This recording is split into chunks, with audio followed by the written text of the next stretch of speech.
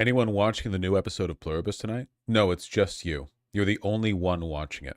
It's poignant considering like the theme or perhaps the setting of the show. It's just you watching it. You're alone.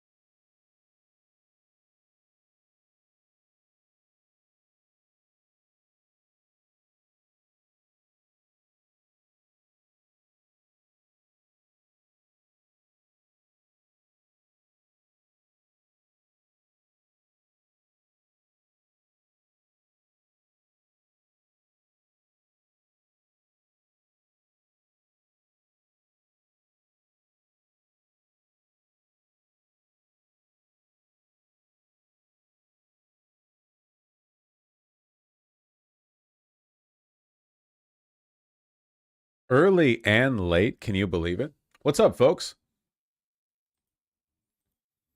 Had to finish my coffee, had to do a little stretch. The stretches are going good, by the way. I fucked myself up last night.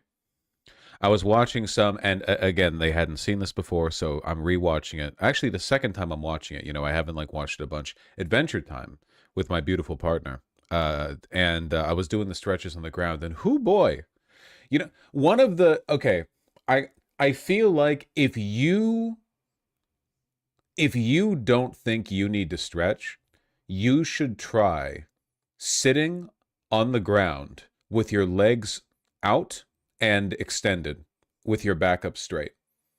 Because I bet you 90% of the people watching right now could not do it. All it takes is like a little reminder. Just a teeny tiny little reminder. AP stream? AP stream for what?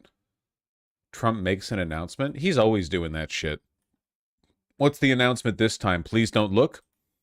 Don't look at the files. What's the announcement? Tell me what the announcement is.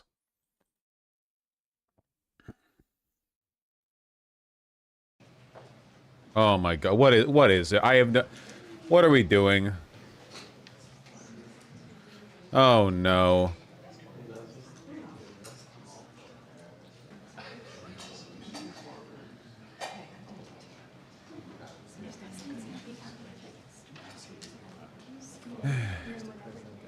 These are drug companies now.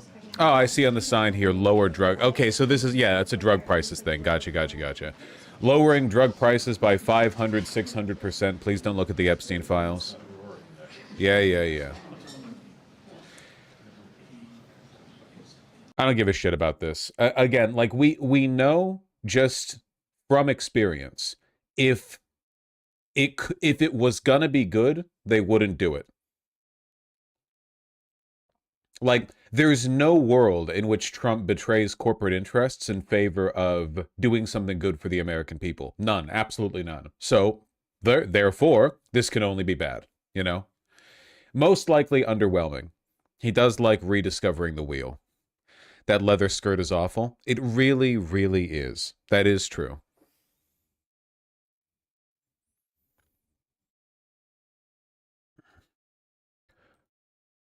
Maybe we'll revisit this down the line. Surprise, surprise, actual game devs all agree with us about AI. Hey, speaking of not that, you can teach an old dog new tricks, as it turns out. You'll never guess what I discovered last night. Pinterest. That's right. I've had the hardest time over the past couple of years finding D&D character art and assets because you Google search anything, it's all AI slop. Immediately AI slop. Like you look up fantasy painting elf woman, and because the prompt you're typing in is what somebody would type into Midjourney, you just get every Midjourney result. But the quality of the references on Pinterest are a lot better. Still plenty of AI slop, but just infinitely better. Infinitely better. Um, Pinterest a hellhole now? Okay, if you think Pinterest is bad, just try Google search. That's all I'm going to say. I'm not... Listen, I know everything is falling from grace, but the quality difference is substantial.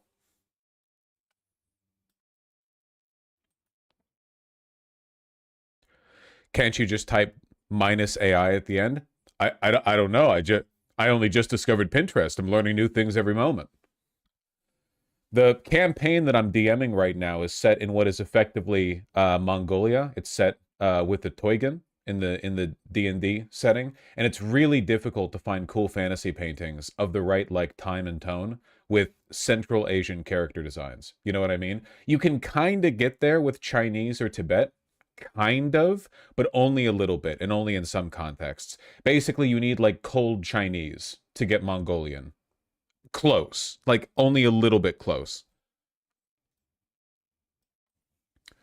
The campaign is at least 10% Chinese, yeah. Of course, you can't look up Asian because if you just look up Asian, all you get is like AI slop of beautiful Asian wives for libertarian guys. Someone on your sub is still trying to say you're wrong about AI. Kane 111th. Who the fuck cares? What do you want me to do? Do you want me to treat you like the breathy messenger who just stormed into the throne room? You know what they do to the breathy messenger who gives bad news, right? They kill him.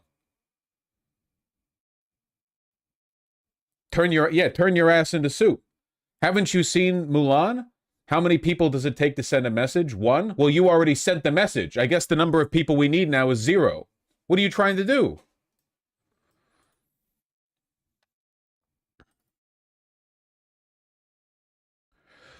A lot of old Persian mythical art fits that description because the whole Genghis Khan thing. Yeah, actually, if you're looking up fantasy references for stuff that looks Mongolian, you can actually get really, really, really close by looking up stuff that looks Turkish.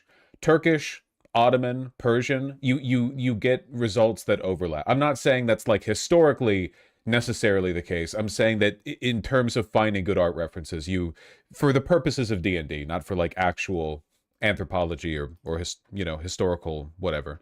Um, yeah,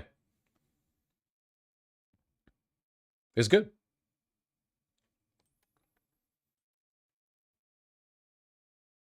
So yeah, hi. The Mongol Empire was mostly Turkic. Wouldn't that mean the Mongol Empire was Greek? Because we know Greece and Turkey are the same. And because Greece is Mediterranean, it's Mexican. And Mexico is America. Is everything Mexican?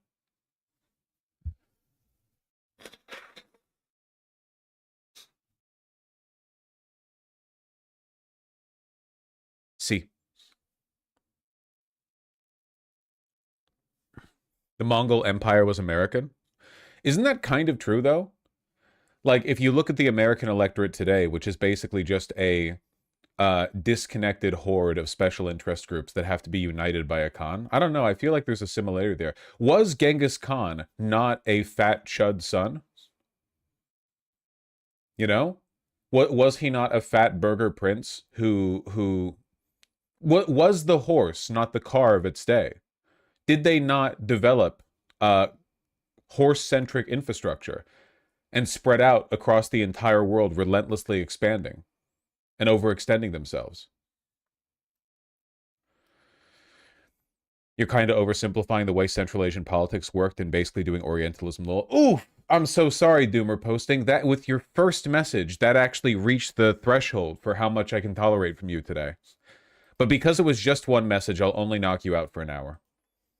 That was a really quick one. That it's good. I'm sure you do it on purpose. So I mean, if nothing, it's a testament to the way your skill has developed. You'll be back in an hour and you can the crazy thing is that like the Mongolian Empire has very little cultural legacy because much like the Trump regime today, they didn't care very much about building. They took over things that already existed. They occupied and they united. They didn't really build lasting institutions. Like I think a lot of it was just the environment they had to work with. You know what I mean? Um, it was just difficult to like in that climate. It's probably a lot easier to build an empire, like a lasting empire in Rome, when the weather's really nice, you know? Oh, wow, you built cool buildings in Rome where the weather's temperate and there's food everywhere and it's really pleasant and you've got like about like plentiful fresh water, you know, and then you're on the Mongolian steppe and it's like, I don't know, man. Let's just build some fucking tents and get on with it.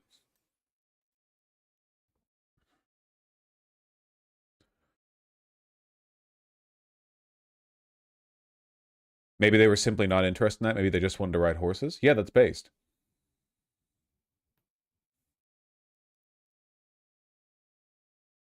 Wrong, they developed culture, music, and art after the conquest. You don't need to out autism me, okay? I know that they didn't literally produce nothing, but you know perfectly well what I mean. Considering the size of their empire, they did not leave as much of a lasting impact as many, many, many, many other, even like much smaller empires. You know, it kind of fizzled a little bit.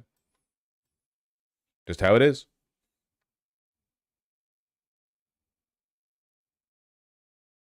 Is this paused? No, they've just been standing like that for a while.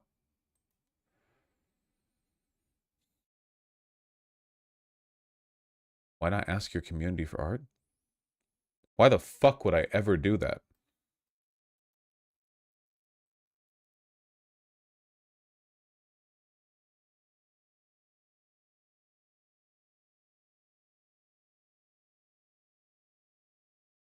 Well, anyway. What was I on about? Isn't it illegal to delay the release of the files? Actually, apparently the files are going to be coming out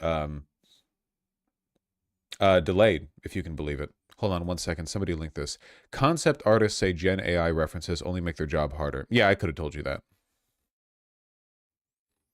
Blue, blue, blue, blue, blue.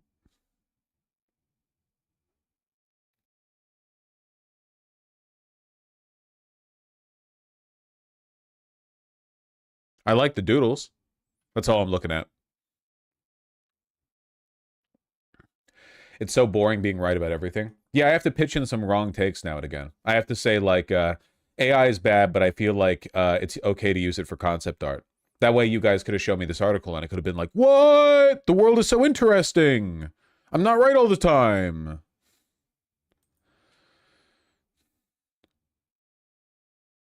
The crazy thing to me is how many kingdoms were finally getting into their golden age just to be atomized by the Mongols. The crazy thing to me was when we were on stream and I learned the only reason the Mongol Empire didn't get much, much larger is because they just hit parts of the world that have dense forests. So they couldn't do horse archer bullshit, you know? They were basically undefeatable for the 80 billion square kilometers where you could just run around in circles shooting people from a quarter mile away.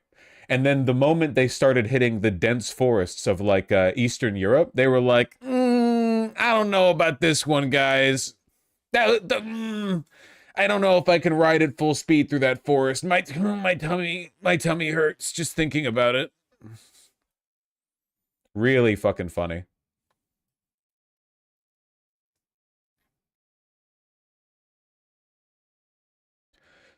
Once Civ was able to stop them, the Vietnamese, they won by burning all the land so the horses would starve. Yeah, then the Mongols couldn't eat the horses, which they were doing beforehand.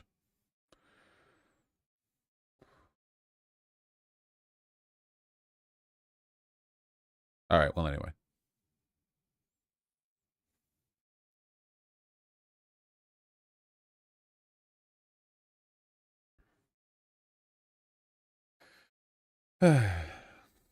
How mad do you think they were when their meta didn't work on new maps?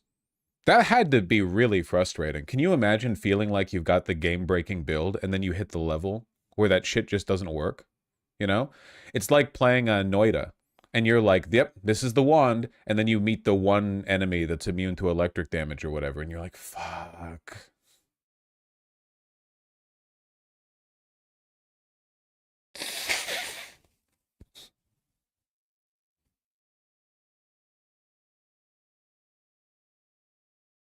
What's your position on Pluribus? Good show.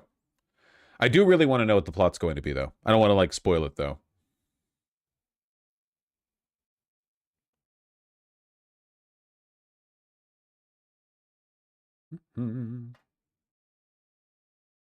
Okay, we're getting to history autism right now.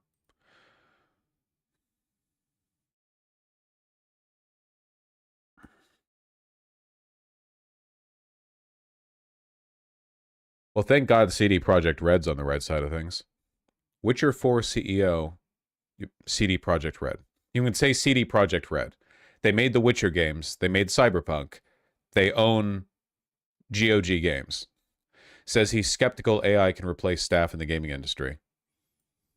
I'm already really upset about Divinity. If they did this shit too, I'd be really pissed about it.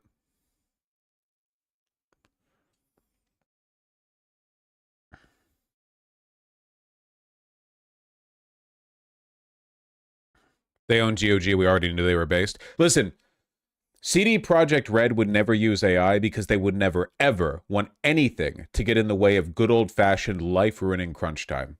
Okay? We all remember the Cyberpunk dev experience, right? AI, but AI can't suffer. You can't overwork AI. That's not you. They don't even have families to not get to go home to during the holidays. Back in the mines. No amount of profits could replace the emotional satisfaction of torturing Polish people. Oh yeah. Oh yeah.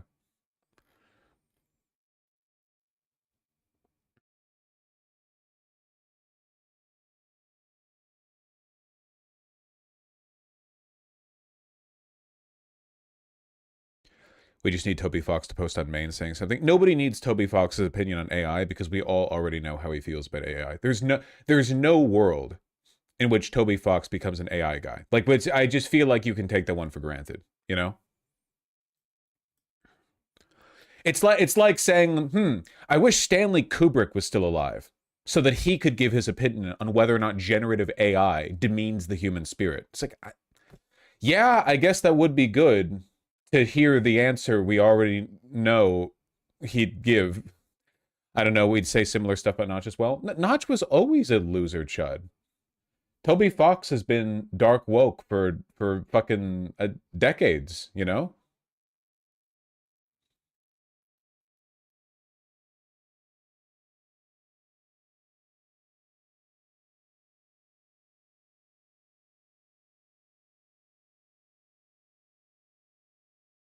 The last 7 weeks, Naughty Dog has enacted mandatory overtime for staff to finish an internal demo for the next game, Intergalactic. Oof, crunch time for an internal demo? The game won't be out until 2027, leaving some staff wondering if they're crunching now, what will next year be like? What the fuck? Yeah, well, we know this isn't being made with AI. Good old the human suffering, Jesus. Earlier this year, members of the production team were each given customized metals coins that seem to capture, purposefully or not, the current state of the workplace attitude. On one side was the company's paw print logo. On the other side, a quote from the trailer for Intergalactic: The Heretic Prophet. The suffering of generations must be endured to achieve our divine end.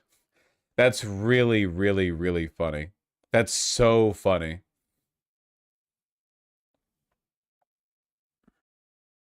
I hate Naughty Dog. I'm pulling out my trump card in this one. I think they're spiritually Israeli. I have never played a Naughty Dog game. I'm committed to my position anyway. Yeah.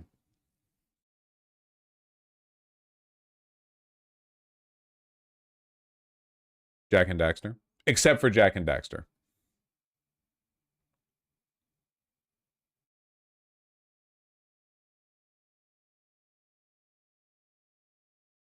Trump's on. Oh, who cares? It's the fucking pharmaceutical bullshit. Executives in the country and the world. Whatever. We'll take a look.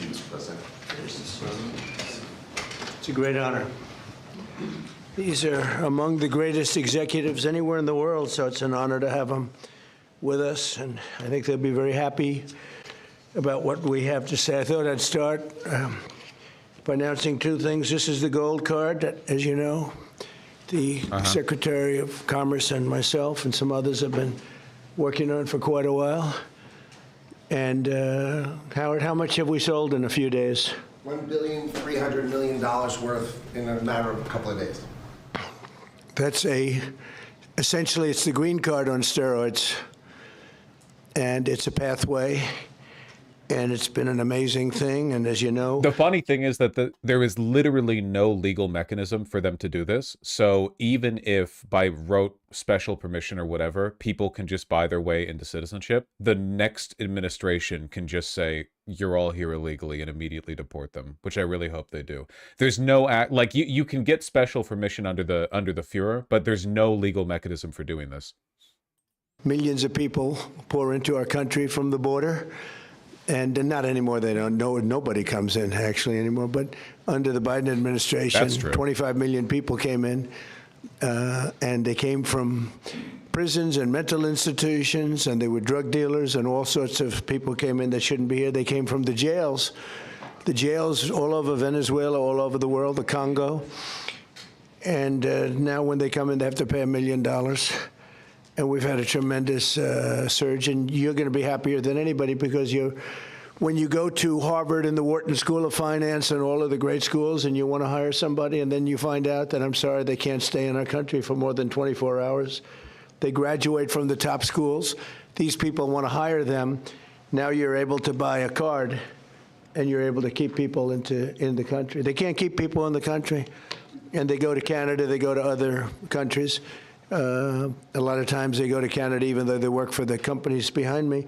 So now you're able to buy, the companies are able to buy the card and use it for people coming in to our country so they can stay in our country. So they're financializing H-1Bs. Yeah, they did this a while ago. Basically, they're constricting H-1Bs and making it so that, what was it? In order for them to function, basically, the company has to pay a lot of money, like a lot of money, to allow it, unless they get special deferment from the administration. So it's yet another way for the White House to engage in cronyism and act preferentially towards companies they like. So if you're a tech company that Trump likes, he can say, you don't have to pay, whatever. But if you're a tech company he doesn't like, you have to pay a huge amount. Yeah. Isn't this also like slavery too, essentially? The H-1B system has always been kind of slavery coded. I'm against H-1B visas, not because I think they're unfair to American workers. I think we should be more unfair to American workers. I'm against them because they're unfair to the people receiving the H-1B visas, you know? I don't think that if you come in here to work and then you get fired, you should have to like scramble to not get deported or whatever. That's pretty fucked up. But I do want to say, and some people say, oh, you shouldn't say it. It sounds negative. To me, I think it sounds positive.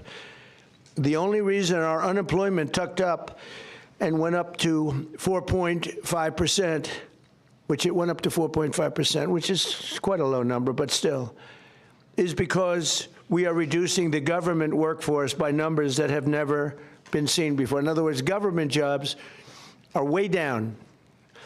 And as you know, we don't need 10 people to fill one job, which is what we had in government in many cases. So the government workforce, by numbers that have never been seen before, has been reduced very substantially and will continue to be reduced. 100% of our new jobs are in the private sector. So this is for the last number of months. Think of that. Really is crazy how boring he's gotten, huh? Like, I know he's always kind of oscillated, but his ability to... It's funny because this would happen to any one of you if you were surrounded by a bunch of sycophants, suck-ups, and yes-men, right? Like, Trump was funny when he was always irritated because he was dealing with, like, neocons and the establishment. Now that he gets everything he wants and everyone around him agrees with everything that he says, he's a fucking blob, you know? He's no longer getting challenged. It's like how not being limited by Twitter's character limitations means that he's no longer funny. Like every Truth Social post is the same rambling nothing statement. It used to be he was quite pointed. I'll keep drinking that garbage anyway, you know? Workforce, it'll look really wonderful. And what we're doing is the only way you can do it to make a country great. You can't have the government jobs. You have to have the private sector. I think I'm too self-critical to get this way. But that's the trick, isn't it? For people with low self-esteem, you do the exact opposite thing, where when people criticize you, you believe it because you don't believe in yourself. So you surround yourself instead with people who reaffirm your own negative self-perception, and then you end up being just as retarded as him, but from the other direction. At least he feels good about himself, you know? Some of you guys, you know, you've got a internal and external world that's reaffirming your own, you know, negative perceptions, and you're like, well, at least I don't like myself like that idiot. Which they're building some too, but AI and auto plants and everything else, they're being built all over the country. When that happens, your numbers will be even better. But I would like you to report it the way it is. We don't do the federal workforce jobs. We're reducing that very substantially. I'm thrilled to be joined by the leaders of 9 of the world's largest pharmaceutical manufacturers, all very big names, celebrities in their own right, very, very powerful people, and they head some of the most admired companies anywhere in the world. It's a great group. To announce that they've agreed to offer many of their flagship drugs, really all of their flagship drugs, at heavily discounted, most favored nations prices. In other words, whatever the drug sells for in the world, whatever the lowest number is, if it's Germany, if it's in UK, anywhere, we will match that price. Right now, sometimes it's 10 times higher.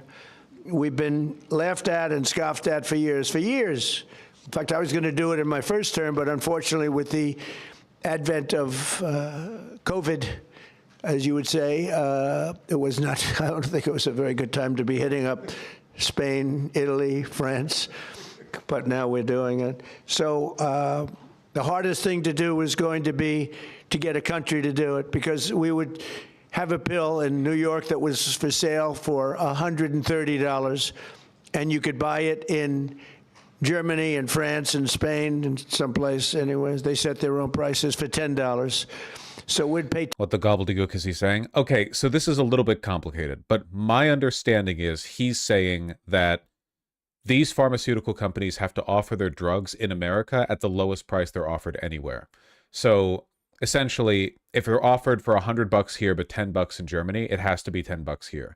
And what this essentially does is put pressure on the pharmaceutical companies to raise their prices elsewhere. Now, there are limits to how much they can get away with doing that. I think this is going to lead to, like, so this is complicated, but I think it's going to lead to a couple of potentially good consequences and a lot of potentially negative ones. The big negative ones is that this basically means that pharmaceutical companies can no longer price down their goods to countries that are generally poor. Like, if they have a product that they could only make a profit by selling it at a very low cost in a country where people generally don't have a lot of money, they now can't do that without doing the same here in America, which is prohibitively expensive. So they now have to raise prices in the poor country.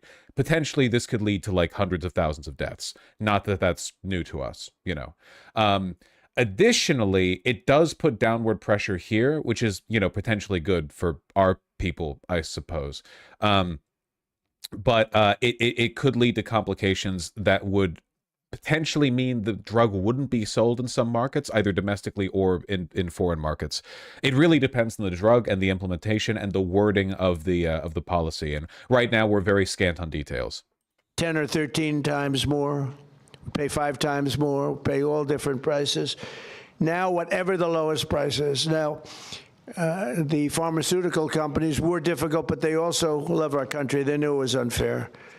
But and they were great. I appreciate it. Fascist class collaborationism, man. Yeah, we pay the highest cost for these drugs anywhere in the world, but the pharmaceutical companies love us. They're the best ones in the world. They love us. It wasn't their fault. That we were getting ripped off, but not by the company that was selling this product to us at a higher price, but by the country over in Europe that actually bothered to fight to lower the price for its citizens. The enemy is always the working class and regulators in other countries, never the company that's been charging you too much. But the bigger problem is going to be the countries. How are you going to get the countries to do it? And we told them, if you don't do it, we're going to have to use tariffs, and we're going to charge you a 10% tariff, which is far more money than the money we're talking about. And they immediately agreed to do it. So we have all the foreign countries agreeing to do it. If we didn't have the use of tariffs, we would never be able to do this.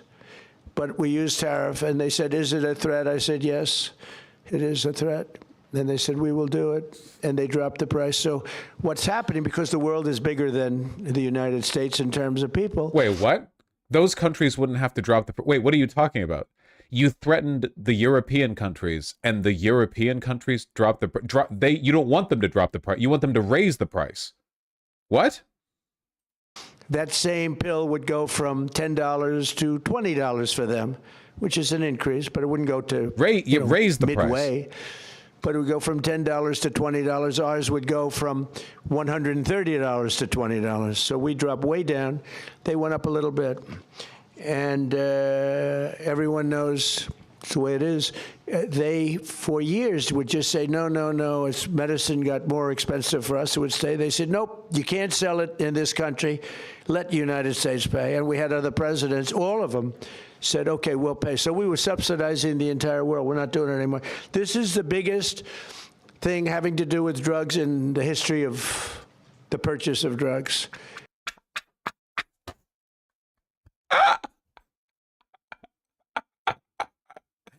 I take back what I said. He's still funny. And I don't think the maybe press will treat it as a story. This is the biggest front page story that you'll ever see. This is a huge... How do they keep a straight face? I don't know. I genuinely don't know. Do you think they get like prepped beforehand? Like the White House Chief of Staff, Susie Wiles, goes up to each and every one of them and says, listen, no matter what, you cannot laugh.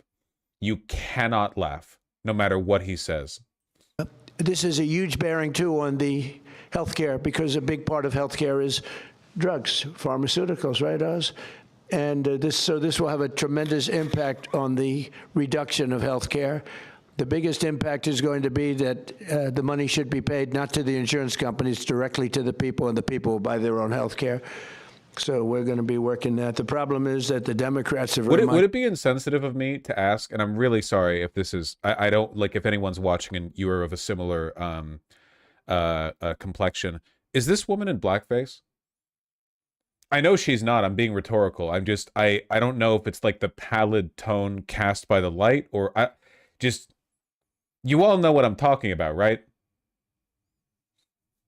I was thinking to say, okay, thank God it wasn't just me. Thank God it wasn't just me. Incredible propensity this administration has for wrangling up some of the weirdest looking fucking people in the world, you know?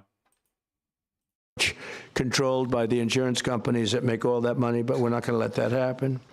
Starting next year, American drug prices will come down fast and furious, and will soon be among the lowest in the developed world. So in other words, whatever the lowest price for a certain drug, of which these companies make much of it, oh boy, whatever the lowest price is, that price will come down to that price. Holy shit, dude. This is your first address of the day, isn't it? Or second? Were you doing anything in the Oval Office beforehand?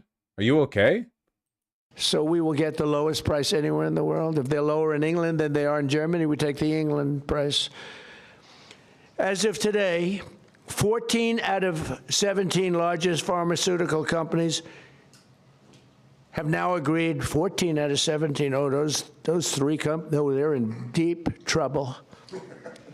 But actually, they've agreed, because I think those three companies are coming in at a different time next week. So they've agreed. Johnson & Johnson is one of them, right? After the holidays. Why? They couldn't do it faster? No, we're going to be talking about Trump RX. Oh, okay. Trump RX. Trump RX is doing well. As of today, 14 out of the 17 largest pharmaceutical companies, but they've all agreed, have now agreed to drastically lower drug prices for their American patients, for the American people and patients. This represents the greatest victory for patient affordability in the history of American health care by far, and every single American will benefit. So this is the biggest thing ever to happen on drug pricing and on health care. This will have a tremendous impact on health care itself. I want to thank Sanofi CEO Paul Hudson. Paul? Yep. Hi, Paul. My guess is that this is going to have almost no effect on the domestic cost of drugs and have a massive effect on the cost of drugs in other countries. Because again, like, you always have to assume maximal harm on all fronts from anything, you know, put forward by this administration. Also, if the question is only what price these companies are selling the drugs at, you know, what they're offering the drugs at, aren't there middlemen involved? Like, when you buy these pharmaceuticals, when you get your RX and go to pharmacy, you are paying an upcharge. You're not buying them directly from the producer. So it's possible that this just ends up being a subsidy for, I don't know, fucking CVS or whatever. Like, it just, the middlemen end up eating whatever marginal price drop you get from the upfront cost. And it's just another example of, like, no matter how much they try to, like, fiddle with these systems, the only way to guarantee actual good outcomes is just straightforward, government provided, free, at point of service healthcare. And that's it. There's just no, like, there's a million other things you can do to fiddle, and they will all fail at the end. There are just so many ways to sabotage it. There are so many ways to game that system to make sure that you're nulling any potential benefit you get from policy. I hope they have you in some order. I'll be checking. Alphabetical, yes, but... Okay, well, we'll do the best we can. Thank you, Paul. Great company, by the way. Novartis CEO, Vas Narasimhan. Thank you very much, Vas. Great job. Genentech CEO, Ashley Megaragri. Where are you, Ashley? How are you? Hi. Thank you very much. Great companies. Behringer Ingelheim President John Michael Bors. John Michael, thank you very much. Gilead CEO Dan O'Day. Dan? Thank you, Dan. Thank you, Dan. It's a good company. This woman looks fucking insane, by the way. This looks like cosplay, you know? Like, what am I wearing to the Hunger Games gala if I'm repping the evil, like, religious, like the theocrat? Yeah, it's like Spanish Inquisition fetish cosplay. The leather skirt with the it's insane. It is, and I should note, pretty hot. I'm not going to sugarcoat it for you guys. We're all adults here, or at least I assume the majority of us are. You know, we can all resonate with that. It is, however, insane and evil. Bristol Myers Squibb Executive Vice President Carrie Gallman. Lamau, whatever you say. You people are really going to fight me on this one? You're going to fight me on this one? I was playing fucking Alien Isolation. You people were gooning out to the goddamn alien matriarch, and you're going to fight with me on this one? Okay. All right. Thank you, Donna. Thank you very much. GSK CEO Emma Wormsley. Emma. Well, there we go. Thank you very much, Emma. Great job. Merck CEO Rob Davis. Great company. Thank you. Great company. How long have you been CEO? Almost 5 years. Very good. You're doing a good job. And Amgen Executive Vice President and CFO Peter Griffith. Peter. Thank you, Peter. Very much. Thank you very much. You okay? Fake news. We want you to be healthy. Are you all right? What the fuck? The camera's not okay, but she's okay. That's more important. Ding the... We have good medicine for you if you need some medicine. One of them can take good care of it. We're also joined by Secretaries Robert F. Kennedy Jr., Howard Lutnick, ambassador, and really some incredible ambassadors, administrator of the Centers for Medicare and Medicaid Services, Dr. Mehmet Oz, and the FDA Commissioner, Marty McCary. They're doing a phenomenal job. Thank you. Thank you, fellas. Good job. For decades, Americans have been forced to pay the highest prices in the world for prescription drugs by far, not just a little bit. Wonder why that is. We were like a whipping post, the United States, and it's just been 4% of the world's It's just so crazy to try to thread the needle, to make this a big deal, but then to say the pharmaceutical companies are the good ones who have done no harm. Like, the Nazis wouldn't have done that. They would have just called the pharmaceutical companies Jewish and then arrested the leaders and then put their cronies in charge, right? Like, it's a really weird half measure where it's like, we're going to do collaborationism, right? But we're also going to do populist, slopulist, you know, anti-oligarch rhetoric. It doesn't fit at all. I have no, like, every conservative can be defeated by 2 follow-up questions. I just can't imagine. You're at your, like, Christmas dinner with your family. Your uncle's like, yeah, you hear about Trump RX? Just 2 follow-up questions. 2 follow-up questions. It's crazy.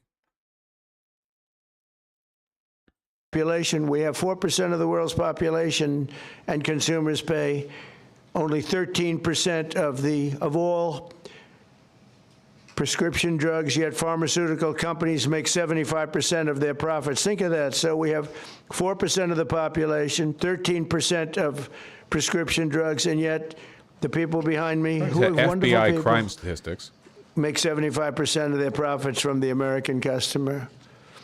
So that was, they understood that better than anybody, that we have to do something. That's why I signed an executive order instructing my administration to do everything in its power to slash prescription drug prices for Americans while getting other countries to pay more. And we don't want more, we want this fair. We want to pay the same thing. They used to blame it, remember, on research and development. And I said, well, research and development for everybody. And remember that the real R&D work is generally done by universities through government grants, like mRNA vaccines, for example. You know, pharmaceutical companies only step in at the last stage of the development process when they feel like they can get a good return on their investment. R&D work is expensive, sure, but, you know, not as much money as they spend on CEO pay and stock buybacks, so they've got some money to spare. Understood. And as a result, the United Kingdom's National Health Service agreed to pay the fair share for prescription drugs for the first time in 26 years. And we expect other countries in Europe will do the same. And if they don't, we're going to put tariffs on them, and we'll get the same amount of money plus. We'll take I thought you still had to pay in the UK, which is part of everyone's taxes. Here's the secret they don't want you to know, okay? You're not going to believe this. the drugs that you buy at the pharmacy are basically free to make. Once the R&D is done, in vast majority of cases, the drug itself is shockingly inexpensive to produce. Once you have the culture or the formula or whatever the fuck, like overwhelmingly, it's extremely inexpensive. The only reason they charge a bunch is because they can. If the government is the one dictating the price, they have basically infinite leverage. The government can say, yeah, we're going to buy it. You're only going to sell it to us, and we're going to give it to the people, you know, for free, by the way. And we're going to pay you 5 cents a pill. I think that's fair. We know the cost of production. We know everything. Thank you. And that's it. Easy peasy. Nice return on the money.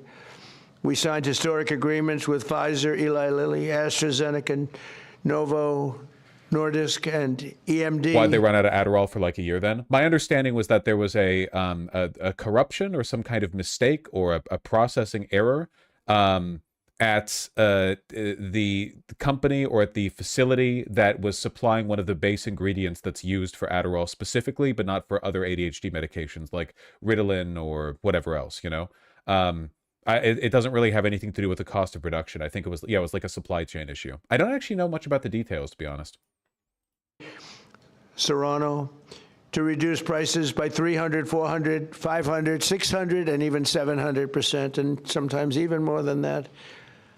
I remember when I had a news conference in my first term, I was the first president that reduced prices from the beginning of my term to a year, from January to December.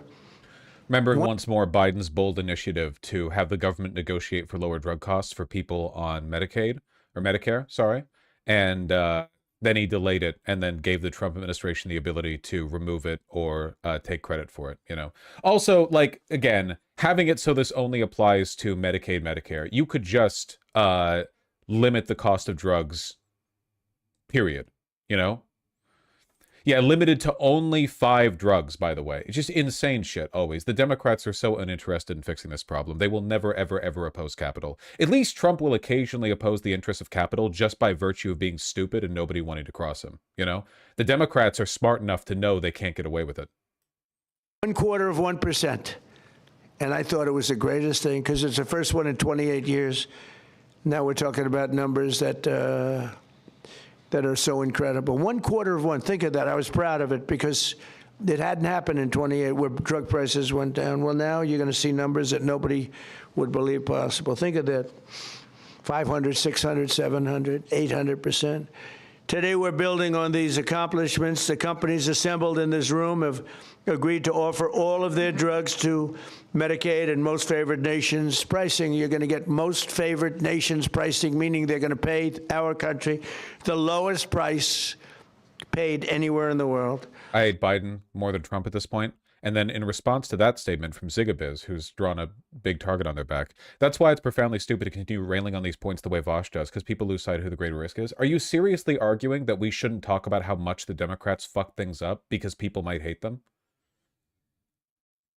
Is that really, like, do you really think that'll fix things in the long run? Like, if we all just stay quiet and pretend to forget how badly the Democrats have run everything and how they fucked everything up for everybody?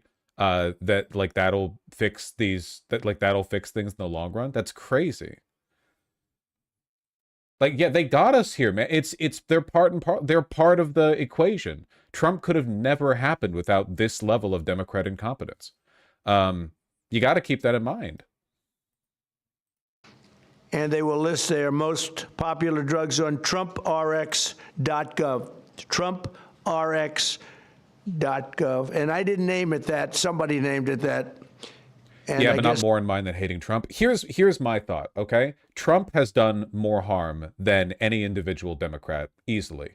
But Trump is probably the least, like, individually culpable person in his entire administration, or one of the least. And Trump will be dead soon. He's old and ailing. Democrat incompetence will last 1,000 years unless we do something about it.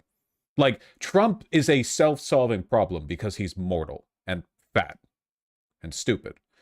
But after he's gone, what then? We still have to deal with the fucking Democrats. We need a game plan, you know? We need to... It's like, I know there's a time limit on him. I will outlive Trump. But I might die seeing this country still locked in the cycle of torment because the Democrats are unwilling to budge an inch towards the left. And that does worry me quite a bit. So focus on it most after he's gone. Are you implying I focus more on hating the Democrats than hating the Republicans over the past year? Come on, that's delusional. Come on. You're like that guy who super chats me saying that I want MAGA to win, but Gavin Newsom's going to epically own me or something. Like, they assumed that was, did you name it, Oz, or Bobby name it? We all named it together. Okay, well, I'm honored to have the name. And so far, that's turned out because the numbers are so incredible. It's an honor. And you're going to get massive discounts to all consumers. So massive discounts will be not even offered. It's just going to be a fact. Even right now, the Democrats are fucking us up, like, at this moment. You know, remember how the Democrats ceded ground and allowed the Republicans to reopen the government with zero concessions, thus guaranteeing no ACA subsidies, thereby like accepting the blame for the government shutdown and all the suffering that took place because of it. They, like, just on every level, like the arch villains of this story. Trump is too stupid and too mortal to be the real problem long term. You know, the real problem is the decay of liberal institutions. Republicans have a solution to it. It's to make everything worse. That's what they come up with. Okay, that's the best offer they've got. You know. But the Democrats, they don't even seem to understand the problem. Or actually, they know the problem, but they're not releasing the autopsy in the 2024 election. They're aware of the problem. They don't want you to know the problem, because understanding why Democrats lost in 2024 would basically just be an indictment of the Democrats, you know, not of some misstep or strategic error, but of the party itself and everything they stand for. And they don't want to deal with that because that would, you know, suggest that they're the problem. All consumers will get massive discounts. That's TrumpRx.gov. I keep hearing Every about new this. drug produced by these companies in the future will permanently be offered to American patients at most favored nation prices. You know, people used to talk about that for years, but nobody ever did anything about it. No other president did. And it wasn't easy. No But fighting. it worked out great, and I'm so proud of the people behind me. As an example of the price reductions we have secured through these new agreements, Santa Fe will cut the cost of its blood thinner, Plavix, from $750 to less than $16. Wow. Wow. For Santa Fe. Where are you? What? That's incredible, huh? Could have gone to $17, maybe. That's amazing. And I haven't heard anything about this, so I assume he's lying. Yeah, probably. You can believe it when you actually see the cost of these drugs go down. Until then, just assume he's lying. Why wouldn't you? You're going to do tremendous business. You're going to do much more business. So that's coming from $750. Think of that, $750. And that's the number one blood thinner. I don't want to know about that. I take an aspirin. To less than $16. Think of that. Bristol Myers Squibb, a great company, both great companies, will cut the price of HIV medication, Raytaz, from nearly $1,500, $1,500 to $217. And it will cut the cost of hepatitis B medication, Baraclude, from $1,400 to $413. Gilead I'm skipping ahead a little bit. Hepatitis over $150 billion. He gets taller with time. Here. Mr. President, each of the 9 CEOs will speak very briefly about what they have done, because it is a patriotic effort. This is affordability in action. We talk about it in abstract, but this is not an abstract concept. This is a very concrete, tangible, personal reality, because we've got moms with sick children who cannot afford their medications. Working families cannot make ends meet. Seniors on fixed income. We have 80 million people who have to pay more than $100 a month for their prescriptions. They just can't keep up. So this is a hardcore approach to this, driven by a bold leader who's taking bold action. With that bold action, we've now created a standard for the industry. The 9 leaders behind us run the biggest pharmaceutical companies in the world. They're joining 5 other companies that have been through this White House process over the last 2 months. I want to make sure you appreciate that it doesn't happen with just the people in the room. They're wonderful individuals: Chris Klump, Inma Hernandez, John Brooks, Theo Merkel. The price of drugs that they're selling in Europe. No. Coming to the table now. A direct-to-patient option for Repatha that cuts out PBM middlemen and significantly improves affordability for people who are uninsured, facing high out-of-pocket costs, or paying on their own. Repatha will also soon be added to TrumpRx.com. A U.S.-based pioneer for more than 4 decades, we've invested. My own company has been committed to improving health and outcomes to save. Can the hot lady talk? One, we are very proud to announce that we will provide Eliquis, our #1 prescribed medicine, to Medicaid for free.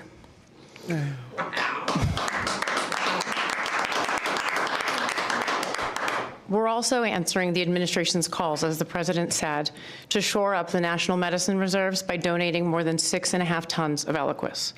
These actions build on BMS's commitment to invest $40 billion in the U.S. in research and development and manufacturing. And these investments reflect our enduring commitment to work with the administration to improve patient lives. So thank you. Thank you. It's incredible. Thank you. Thank you, Mr. President, for shining a light on the importance of our innovation and getting all countries to pay for this innovation. I'm proud to represent Genentech, America's first biotech company. We are offering our flu medicine, which is very important this year given the severity of the flu, Xofluza, for $50 direct to patients, and that's a 70% price reduction, and that also will be available on TrumpRx.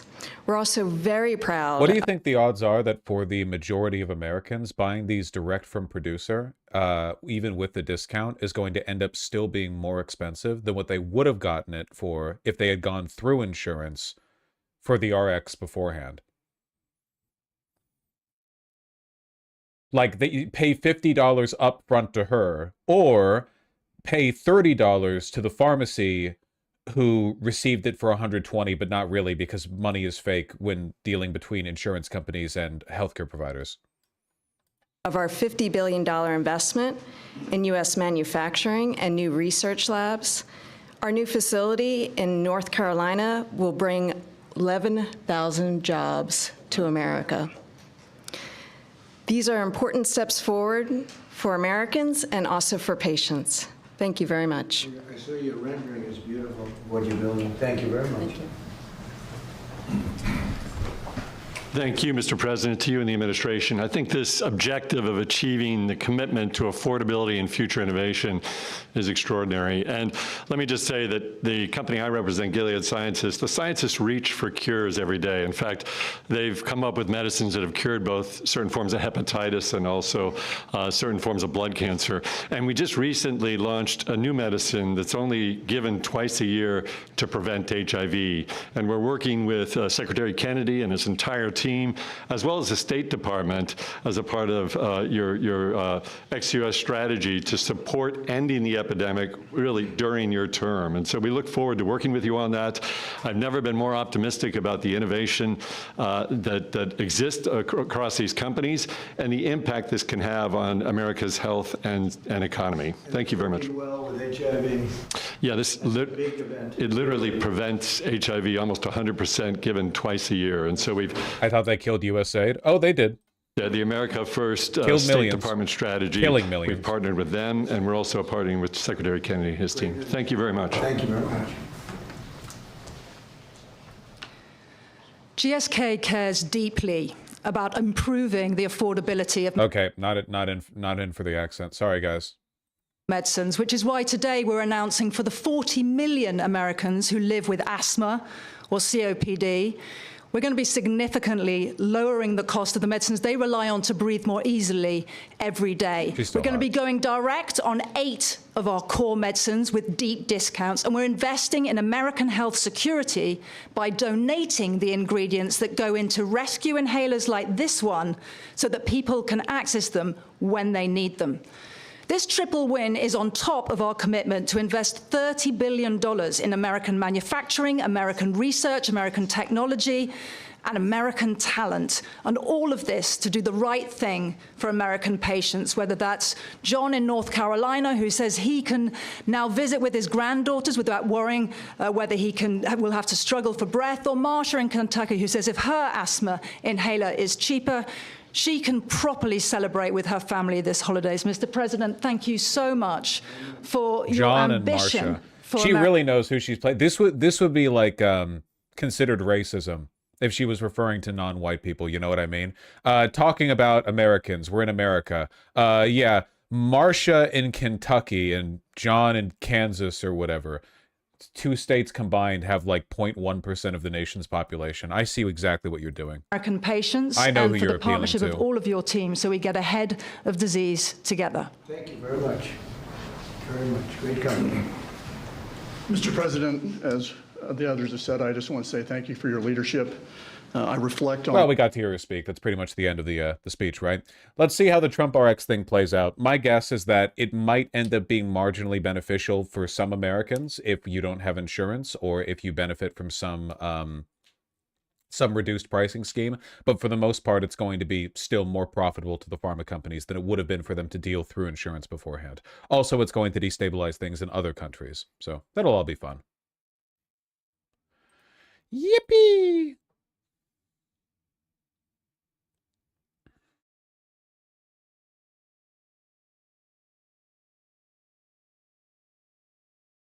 Price based on red or blue state. We'll get there. We'll get there. Is this just an ad for PharmaCorp? Yeah, of course. This is like the millionth time that's happened.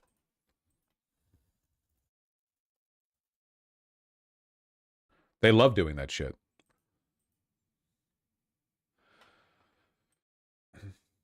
Here's possibly something for later on in the stream if there's time. Why would she say this? Nobody right now in the MAGA sphere is talking about 2028 because any endorsement of somebody who isn't Trump, Trump is going to view as a slight. Why would you say this? Yeah, her future husband.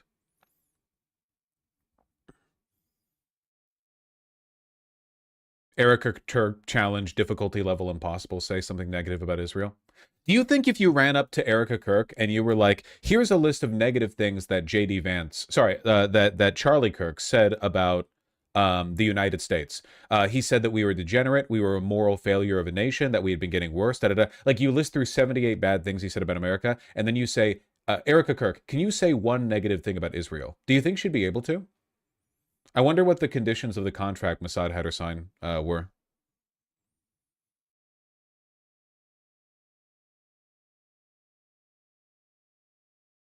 Why, seriously though, why would you... The reason people in the MAGA space aren't really talking about 2028 yet is because they know that Donald Trump is an egomaniac and he doesn't want to share the spotlight with anyone else, right? Look at what happened to fucking DeSantis. He got struck down like a fly.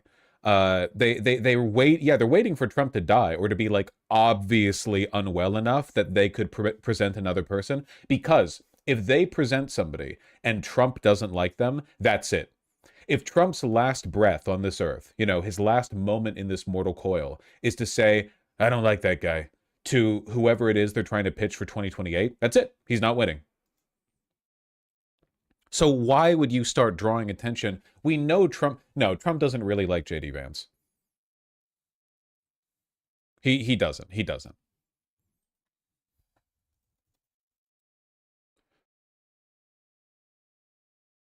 Oh, we'll talk about the TPUSA event. Don't you worry, District Progressive. Erica Kirk might be really, really stupid. I mean, I think that kind of speaks for itself, right? Yeah, that's pretty obvious. She's not very bright. She's been an attention whore her entire life. I mean, she, like, her previous marriage, her, like, beauty pageant stuff. Look, as a fellow attention whore, I understand. But her motivations here aren't really political, you know? They're just, it's trophy wife stuff. Her husband died, they didn't really love each other, and she was like, oh, fuck yeah, here's my chance to, like, get more money and attention, and, you know, I can, like, ride the wave of this. And boy, is she riding. She is riding.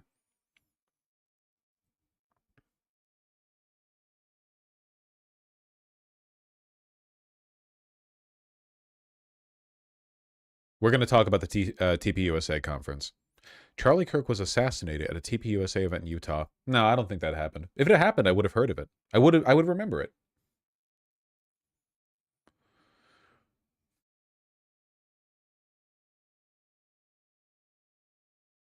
I'd say she had him off, but nah. People get conspiratorial about the wrong things. Here are things you should get conspiratorial over. Erica Kirk has 100% been reached out to by like a billion special interests, a lot of which are definitely Israel, you know, or Israeli or related in some way to Zionism, and are trying to piggyback off of her her attention or fame or whatever to advance their own interests. But Charlie Kirk got killed in a random. Nobody can plan an assassination anymore. Have you seen how incompetent our government is? Do you really think our intelligence agencies are capable of doing that? Nah, no fucking way.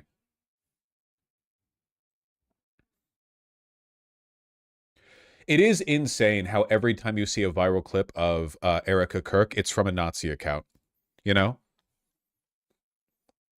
The Mossad agent allegations have spread far and wide. Hate is hate. It's evil. Charlie and I have always been very clear on our stance. I gotta watch it again. Israel and Jewish people. It's awful. Awful. Anti-Semitism is what healing factor comes out of hating Jewish people? What healing factor comes out of hating Christians? What healing factor comes out? Hate in general. Nothing. Nothing. Charlie always would say very clearly, Jew hate was brain rot. He would always say it. We've been to Israel twice together. And to be able to walk in the place where our Lord walked and see the Bible come to life in Technicolor. How could you hate that place? How could you hate the Jewish people? Oh, Christ, it actually makes my skin crawl. Have you seen the edits where they play a horror sting every time she looks at the camera? It's very unnerving. We did what we usually did before tours. We said our prayer, and we asked the Lord to protect us, and we asked the Lord that His will be done. This is real, by the way. This is unedited. I mean, the audio is edited, obviously, but like the face, the stare, that's she's actually doing that. But we did. At one time, an employee of Turning Point, she has been one of the main peddlers of these conspiracies, building her business. What I am doing is releasing myself from the enemy's hands, where he could have a foothold in me. But also wanting justice for them here on Earth. Oh, of course. Jesus Christ. I'm sorry. Oh, here's her at the TPUSA conference where she endorses J.D. Vance for 2028, by the way. Me when my husband dies.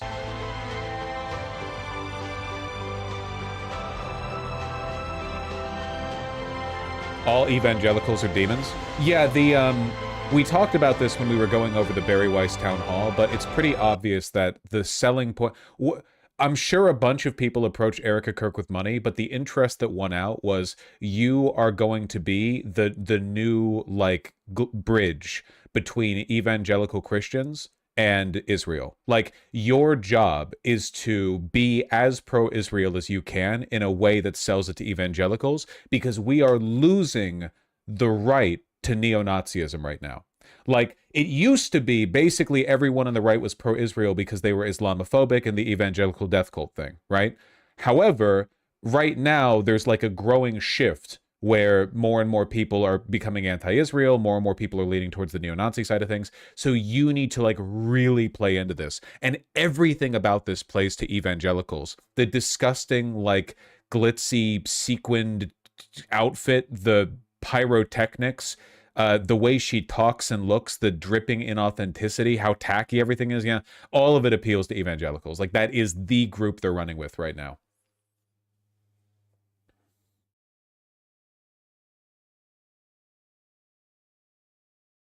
Unintentionally camp? No, it's intentionally camp. I mean, they know what they're doing. It's just, well, I guess they wouldn't call it camp, but like, Jesus Christ, man. Yeah, me when my husband dies.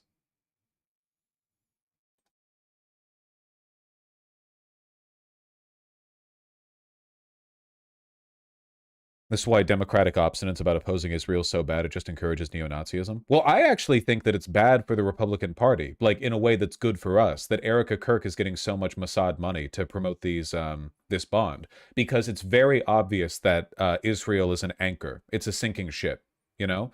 The more the GOP desperately tries to cling to their relationship to Israel, the more they disempower the only active growing wing of their party, which is neo-Nazism. Like, please, you know, build that schism. You're alienating the only demographic that actually does anything on your side. Bit grim, but you know, it is what it is. If it's Newsom versus Vance, who do you think has more room to pivot to being anti-Israel? Vance. Vance is much more likely to adjust to the times changing and shift into being anti-Israel in 2028, 100%.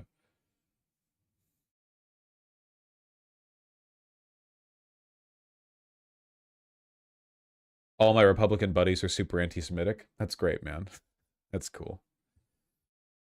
And Newsom's already turned an Israel bit. No, the fuck he hasn't. Not really.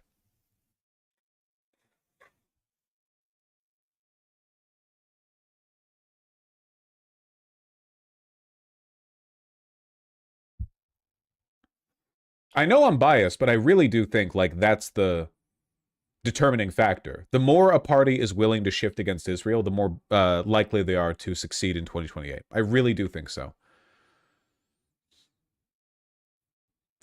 It's not even about Israel. It's just like it's a watermark for your general level of authenticity.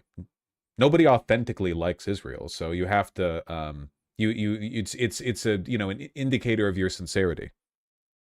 A litmus test for everything else.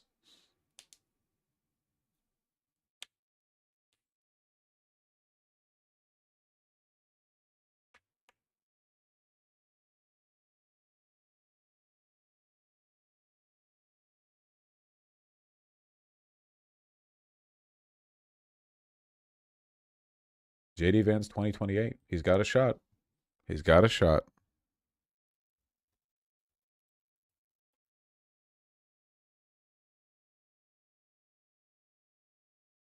That interview where he says interesting 700 times where AIPAC's brought up cements Newsom's motives. Yeah. AIPAC. It's so crazy that you'd bring up AIPAC. I've never heard of AIPAC before. What do you mean by the AIPAC? Nobody in all of human history has ever brought up AIPAC until you just did right here in this interview. And frankly, I'm a little bit shocked. I can't believe that you just did that. It's just interesting. It's interesting. It's just interesting.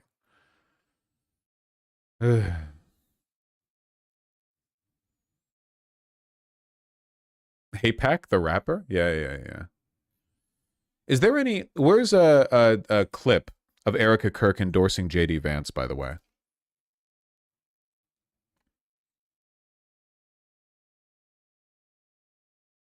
She did the TPUSA conference. I'm just wondering...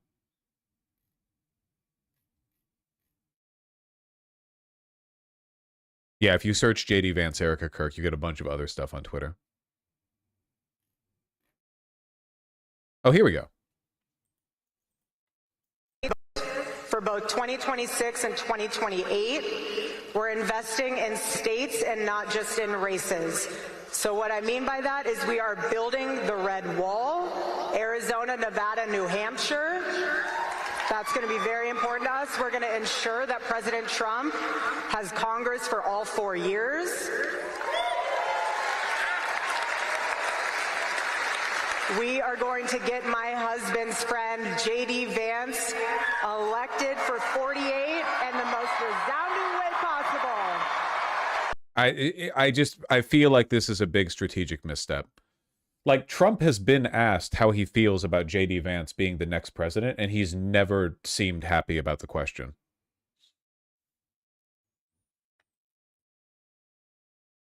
Well, we'll see how it plays out, I suppose.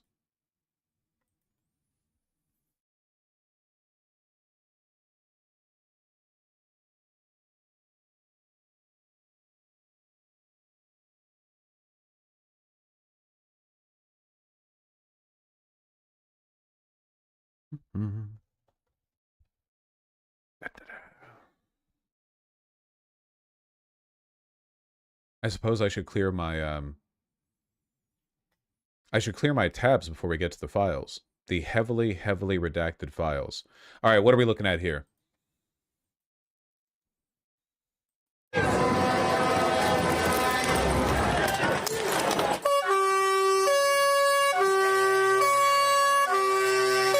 Yeah, I think the police should kill that guy. A little bit. That's crazy.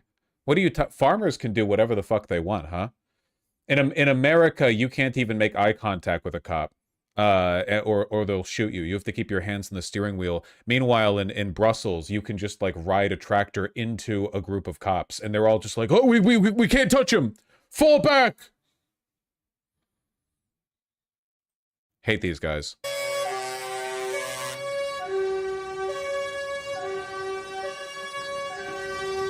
Protesting a proposed free trade deal with South American nations. No! You can't allow consumers to buy this product at a lower price?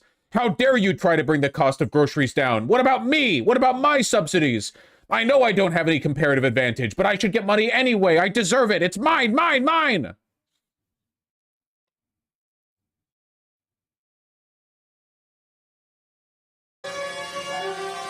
Holy shit, dude. It looks like a fucking war zone over here. People are like, BLM burnt down Seattle. Look at this.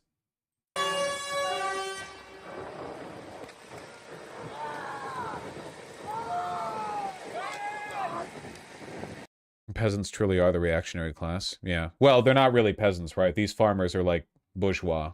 Those people are not poor. It's not farmhands attending these protests.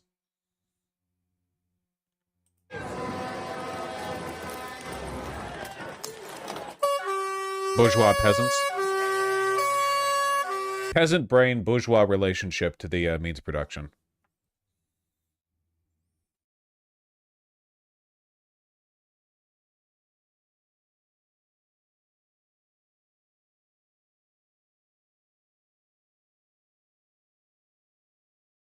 Ooh, the TPUSA event.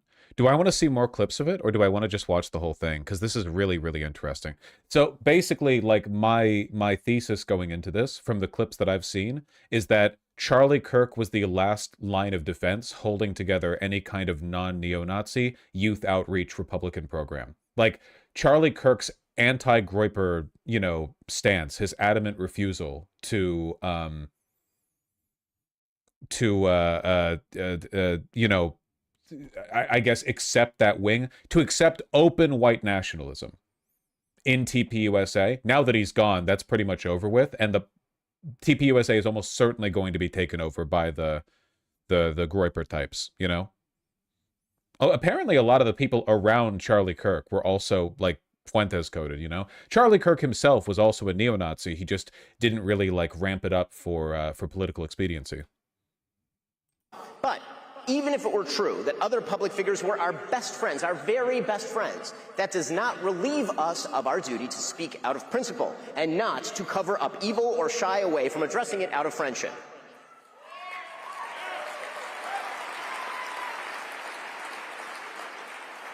So no, Tucker Carlson, it is not an excuse to go silent on Candace's targeting of TPUSA. Oh, drama. Or to mirror her bullshit lines of questioning because you love Candace personally.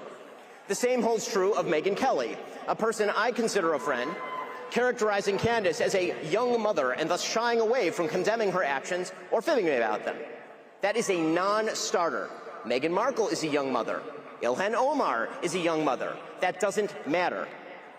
And when Megyn said this week, quote, "My goal and my job here is to try to understand, yes, where Candace is coming from on this," and says she sees no purpose in inserting herself, quote, "into this on one side," that is a moral and logical absurdity. There is only one moral side here, Erica KIRK'S side. I feel like it's a bit of a strategic misstep to dedicate this much time and energy to the... I don't know, man.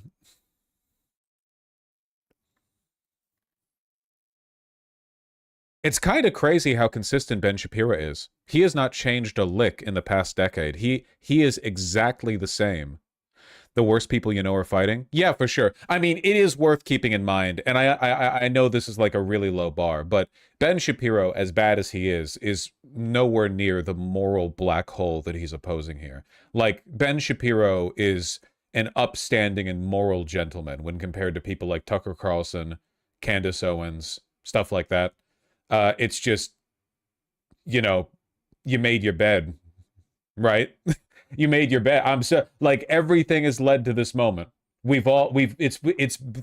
have been, not just me, but I have been calling this for years and years and years. The more you push in this direction, the more this is the inevitable outcome. It's the path of least resistance. If you open the door to this, and you did, this is where you end up. It is a very deterministic outcome. What I find bizarre is that both Ben Shapiro and Tucker Carlson spoke at the event even though they hate each other. I'm surprised TPUSA didn't arrange for them to debate. Ooh, okay. Listen, I don't know who's making the decisions over at TPUSA these days. I have no idea, but I am not at all surprised they don't want them to debate. I think that people are aware of the fact that one of these stars is rising and one of them is falling, and that the rising star would win, and that might actually be bad for the movement in the long run, if that makes any sense.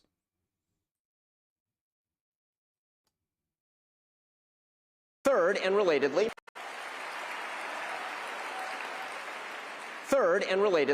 we have a duty to take responsibility for what we say and do. If we hire awful people, we're responsible for that. I have some experience there, as you might suspect. That means that if we offer a guest for your viewing, we owe it to you to ask the kinds of questions that actually get at the truth. If we agree with the guest, that's fine, but we should own it. So, for example, if you host a Hitler apologist, Nazi-loving, anti-American piece of refuse like Nick Fuentes... Oh, no. Oh, no. The jeering from the crowd.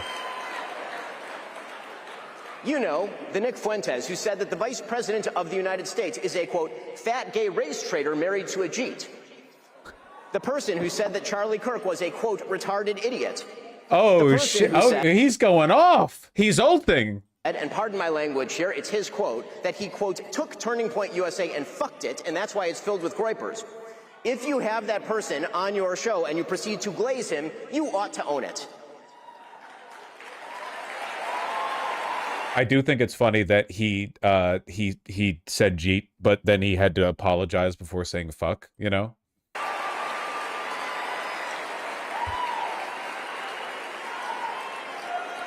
There is a reason that Charlie Kirk despised Nick Fuentes, and indeed even chided Dinesh D'Souza for debating him. He knew that Nick Fuentes is an evil troll, and that building him up is an act of moral imbecility. And that is precisely what Tucker Carlson did. He built Nick Fuentes up. And he ought to take responsibility for that, just as he ought to take responsibility for glazing pornographer and alleged sex trafficker Andrew Tate, or for mainstreaming... Blow these guys, you cannot beat Fuentes by taking him seriously. That's true, but also, like, again, no one will take Ben seriously on this because he represents a half measure. For one, he's compromised because he's a Zionist. Like, obviously, a huge part of his policy platform is... just limitless deference to Israel, which no one's having. Certainly not anyone who likes Tucker Carlson or Candace Owens, right? So just compromise there. Like that shit's authenticity test failed. But also, you're a half measure. in reality, people like Ben Shapiro can't actually exist for long. They're not a stable form of matter. Their ideology it's radioactive. You know, you're going to collapse into a more stable form eventually. Not to suggest that neo-Nazism is stable politically, but it is. I don't want to say it's internally consistent. I want to say that it's stable. It's stable in the sense that all of the hatred and inconsistency and sloppulist bullshit, all of the conspiracy, all the whatever, it all rounds out into a blob of nonsense that can hold itself together. Not when implemented in policy, but in a person's head. But how many people used to be like Ben Shapiro, but are now like Nick Fuentes, you know, who a couple of years ago were like, I'm not a white nationalist. I just think that immigrants to the United States need to respect our laws and culture. Well, if you start caring about things like cultural protectionism and start fear-mongering about stuff like immigration, eventually you're going to end up falling down the slide. It's the pipeline. Fake historian and pseudo-Nazi apologist Daryl Cooper as America's best and most honest popular historian. Hosts are indeed responsible for the guests they choose and the questions they ask those guests. Who? Nazi. Fourth, because we have a duty to truth, we also have a duty to provide you with evidence of the claims that we make. Emotive accusations, conspiracy theories, and just guessing questions, that's lazy and stupid and misleading. None of them are a substitute for truth. None of them are a substitute for evidence. So, when Candace Owens says... And speaking of half measures, you can't still be this browbeating debate guy when you've spent your entire career debating in bad faith. Like, it would be one thing if you were locked in on criticizing the right for its ideological inconsistency or for how irrational Nazis are, but Ben Shapiro has been totally comfortable being irrational every single time he's ever argued for any of the things that he believes in. Every racist position, every transphobic position he's ever had, every time he argues them, he does so in gleeful bad faith. So, like, yeah, again, you paved the way. You were never actually teaching critical thinking skills. You were always teaching dogma. It's just this dogma is more powerful than yours. I don't know, but I know. That is retarded. And we are all more retarded for having heard it. He's ulting? He's ulting?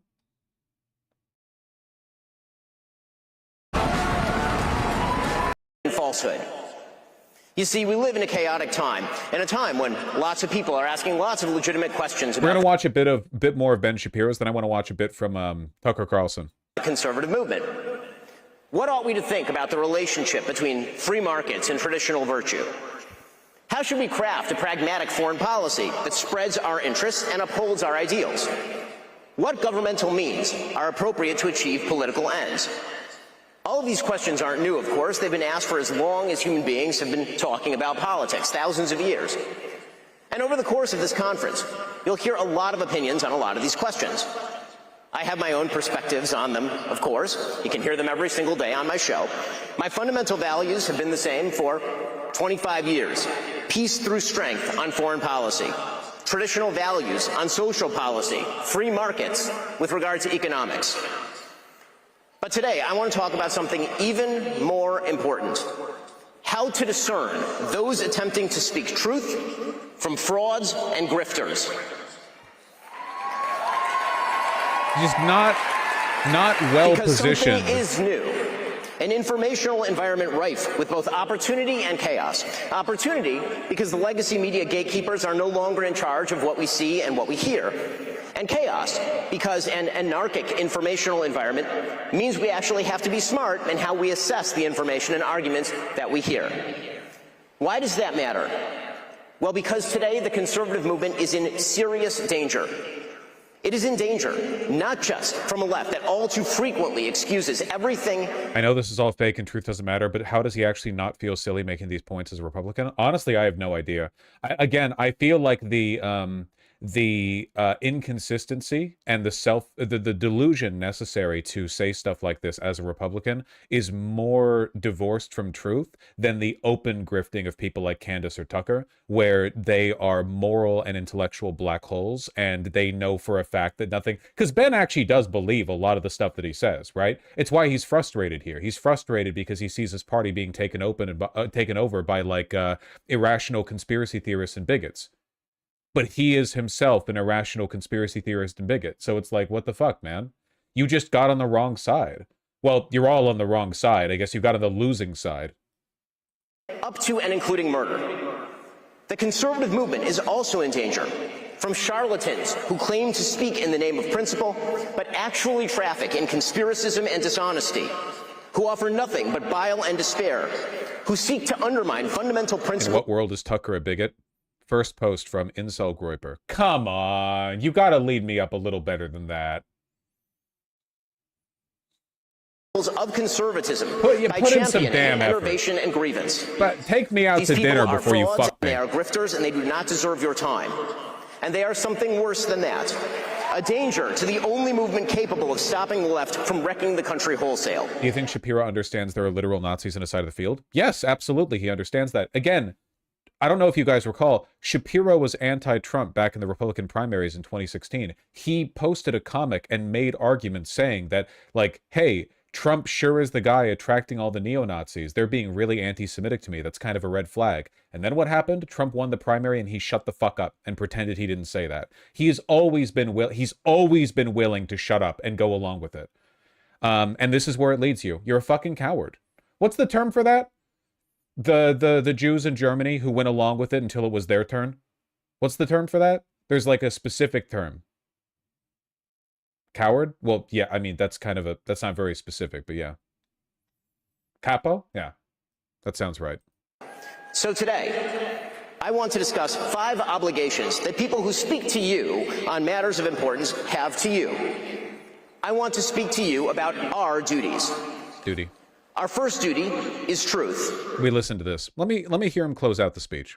A kid out of high school, no college degree, and build the most powerful conservative organization in America, then you can do it too, because that's what America's all about. You're an American, go do it. Thank you so much.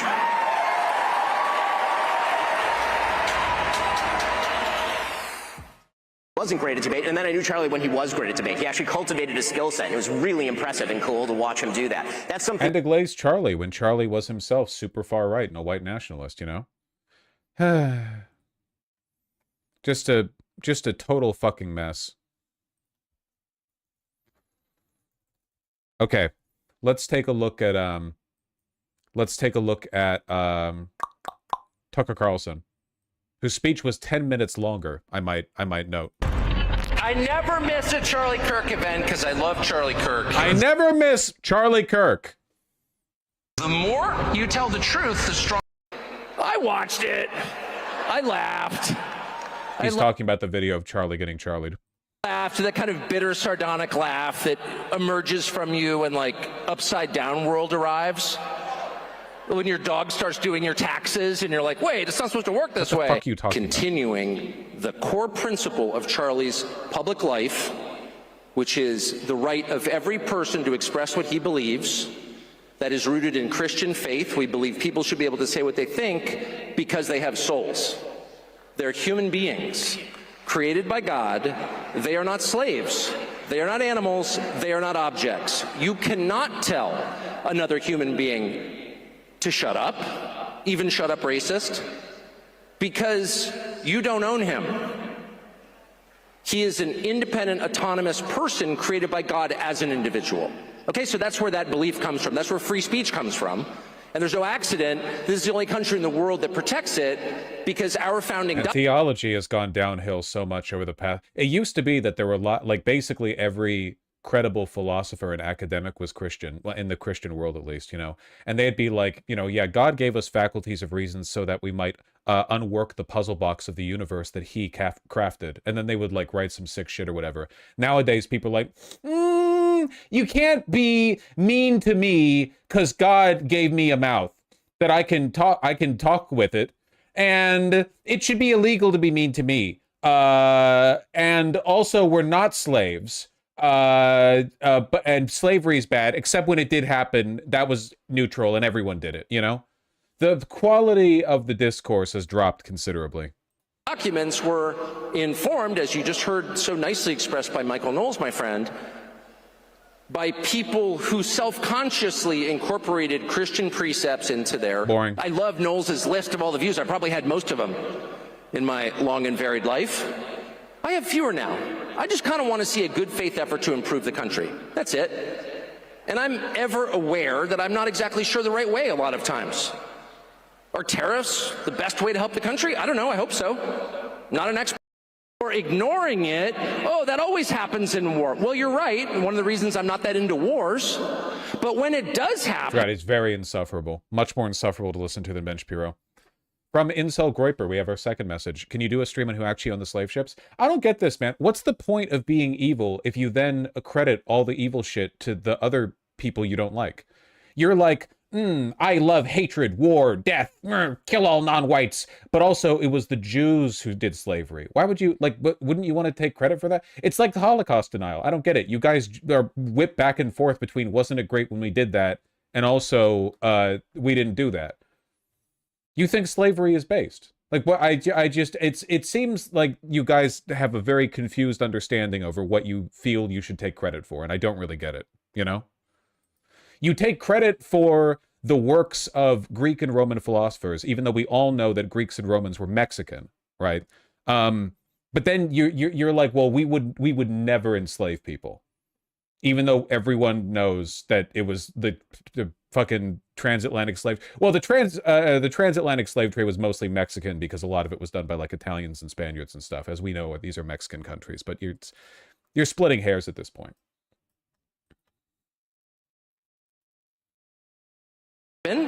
Unavoidably, and we like talk about it. That's kind of it, but I love it. Yeah, and we do. Does Tucker drama post that much in this one? Does Tucker drama post that much in his TPUSA speech? Has anyone seen it?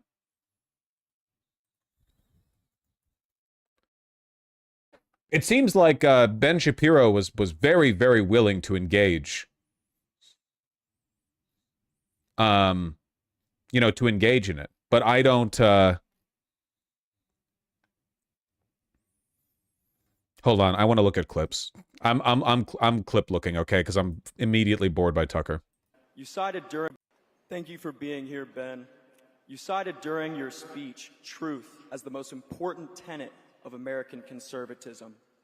Why, therefore, did you call irrelevant the Israeli attack in 1967 on the USS Liberty, which left dozens of American servicemen dead and hundreds wounded? This is the future of TPUSA, man. The crowd cheering as we bring up USS Liberty. First thing. So what I actually said is that if we're looking at modern Israeli-American relations, looking at an attack that happened mistakenly by multiple Navy reports, multiple Israeli reports, and all available evidence, and using that attack in order to undermine today's relations between Israel and America, that's irrelevant. As irrelevant as it would be to cite a piece of evidence from World War II or from 1776 to define America's relations with, for example, Great Britain or Germany today. That does not mean that the attack wasn't horrible for the Americans involved, that it wasn't bloody and terrible. The Israeli government paid reparations to the people who were killed. If you look at the actual military record of what happened on the USS Liberty, it was clearly a mistaken and tragic attack. The people who frequently cite the USS Liberty, however, are not talking about the specifics. Wait, is this real? The USS Liberty? Yeah, of course it's real. It doesn't really matter. Like, it is literally 60 years ago. Did you know that you attacked it? I don't know. If you held every country to this standard, do you have any idea what America was doing in like Western Europe in the 1960s? It's not really relevant. It's like the dancing Israelis thing. It's just one of the, it's like a mental short circuit they default to. Surely if you want to be anti-Semitic, you can bring up like more recent relevant stuff. Yeah, Israel's killed American citizens much more recently than that. You'll not hear debate like this in dem events. That's true. That's true. Of the USS Liberty. I suspect that the vast majority of people who bring this up are doing so in order to suggest... What was America doing in Western Europe? As part of our investment in Western Europe through the Marshall Plan in the post-World War II years, we were essentially like terraining guerrilla combat units to prevent an invasion from the Soviet Union westward. The idea being like, okay, if the Soviet Union marches westward, now there's going to be a bunch of like heavily armed, well-funded, well-trained, CIA-backed militia groups that are going to resist them. And then, believe it or not, who are the people most likely to join Italian, anti-communist, heavily armed militia groups? Fascists. Mussolini-ites, basically, former World War II soldiers. So the CIA gave them a bunch of weapons and training, and then what happened? They just did a bunch of crimes. They just did, like, bank robberies and fought with the government and stuff. We did shit like that all over the world, even to our allied countries, you know? Pretty smart stuff, you know? That Israel deliberately attacked an American ship because Israel deliberately wants to harm America. It is connected generally with a larger point. I wonder if that's your point. If the truth matters, then the Israeli government must be held accountable for that attack. The American... This shit is so weak. Again, if you're a Nazi, just say Nazi shit. Stop with this, like, I really care about a random attack 60 years ago. Just what, like, actually bring up the stuff. What do you're gonna hold Israel accountable for this and nothing else? Oh, okay, you've been held accountable for the USS Liberty. Now we're done. We have no more grievances. Like, just talk about the thing you care about. Just say the JQ stuff. It's so fucking lame. flag was flying on that ship. You do not mistake an American ship for a foreign one when our flag is flying. So, and we can spend the rest of the time talking about the specifics of the U.S. Liberty attack, or you can actually go look at the naval investigations that were done, multiple naval investigations that were done. The reality is that people were flying Mirage planes for the Israeli military at the time. The USS Liberty was sailing in an area where it had essentially gone off-grid. The Israeli military mistook it for an Egyptian ship. They thought it was shelling Al Arish, which happened not to be true. In the initial attack, the American flag was knocked down, and then the attack went on for about 90 minutes. And then, as soon, you can hear this, by the way, on the tapes of the Israeli pilots talking to each other, as soon as they realize that it's an American ship, they call off the attack, they speed a ship to try and help the USS Liberty. There have been multiple unfortunate friendly fire incidents between Allied forces. What does JQ mean? Am I stupid? The person asking this question believes that Jews control the world, or at the very least the Western world, and are using their position of power to do a whole bunch of bad stuff. But rather than talk about that, because he knows that he can't lay out the tenets of the JQ like one by one, it would make him look crazy. He's bringing up an irrelevant naval incident from 5,000 years ago, which was when God promised the USS Liberty to Israel. Which no one fucking cares about. It's like a proxy issue. Including, for example, in the Gulf War, where U.S. forces were responsible for killing about 9 British troops during the Gulf War. It's an unfortunate reality of war, but you're not answering my question, which is, what is your broader agenda in asking the question? Because I suspect that your question is not limited to your specific... Ben's correct here, but I actually think he's responding pretty well. I mean, low bar, but... ire over an incident that happened in 1967.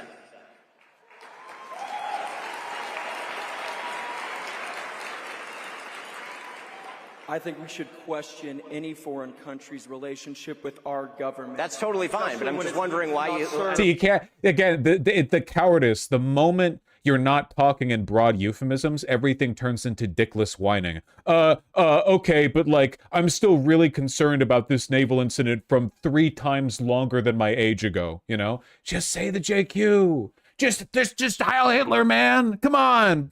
You'll be a legend. Nick Fuentes will call you a gay Fed on his stream. This is your chance. American interests. Again, I'm perfectly fine with questioning any country's relationship with the United States. But again, I'm wondering what your motivation is in bringing up a 6-decade-old attack as though it is the #1 issue in assessing the relationship between Israel and the United States today. Well, many problems persist to this day, but it's interesting that you say 6-decade-old incident when there are many people in this audience who were alive for that attack, as if... Yeah, some people are older than 6 decades. That's pretty true. How dare you dismiss the lived experiences of these people who may have probably been alive for some of them alive when the USS Liberty was attacked. This is something that's irrelevant. Well, it doesn't no, it's just not particularly relevant to assessing the relationship between the United States and Israel today, in the same way that in 1967, there are a wide variety of countries with which the United States had different relations. Okay, it's clear you're not going to actually answer the question, so I'm happy to move to this one. That was really funny. Also, like, fucking gave him 3.5 minutes to engage with that guy over nothing, over like a total brainlet irrelevant. By the way, all the clips that I'm finding from the TPUSA event are on this guy's Twitter. He's a Nazi, Evan Kilgore. So that's where the attention is being held. Here. A few from Tucker Carlson, just to round it out. You guys see what I mean about the firewall being gone, right? Like, now that Charlie Kirk is gone and the movement, the TPUSA movement isn't being, like, concretely held by one person, it's just an open field, and I really, really think the Nazis are going to win this one. So let me just affirm one final time, not only am I not an anti-Semite, and would say so if I was, I'm not an anti-Semite for a very specific reason. Not because it's unpopular or my donors don't like it. I don't have any donors. I'm not an anti-Semite because anti-Semitism is immoral. In my religion, it is immoral to hate people for how they were born. Period.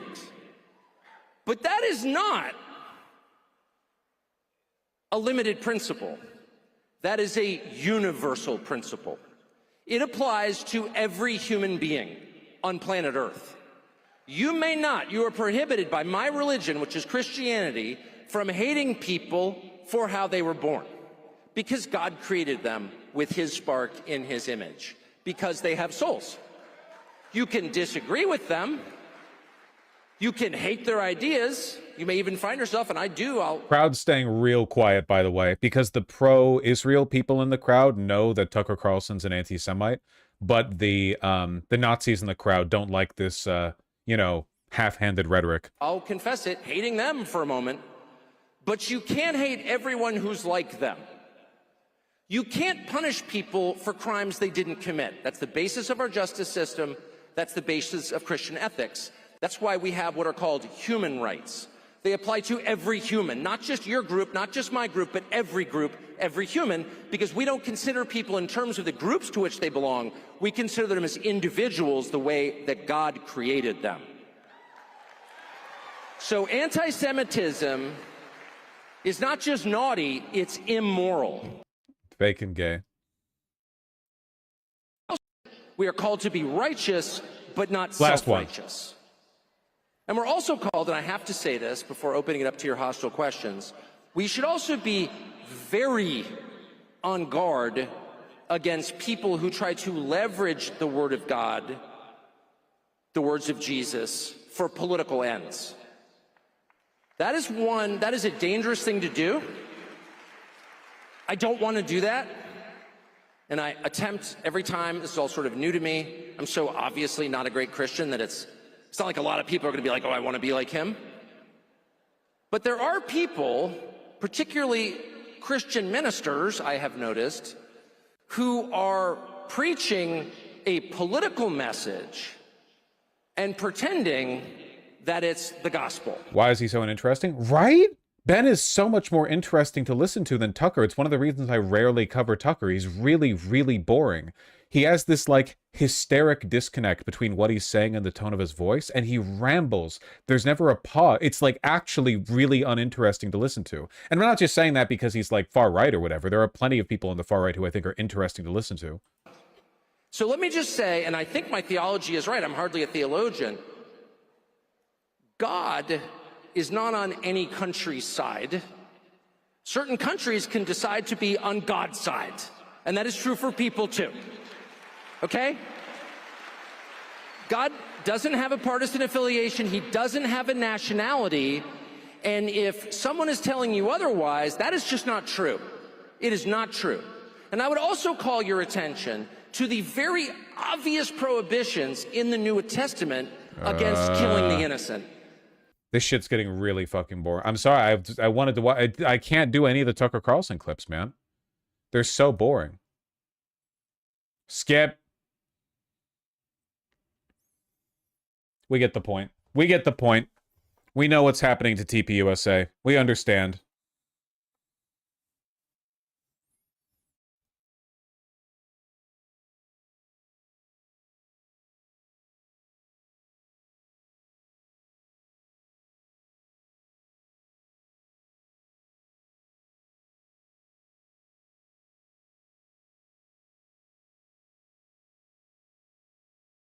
The Cumtown bit on Tucker Carlson. How did you both link that at the same time?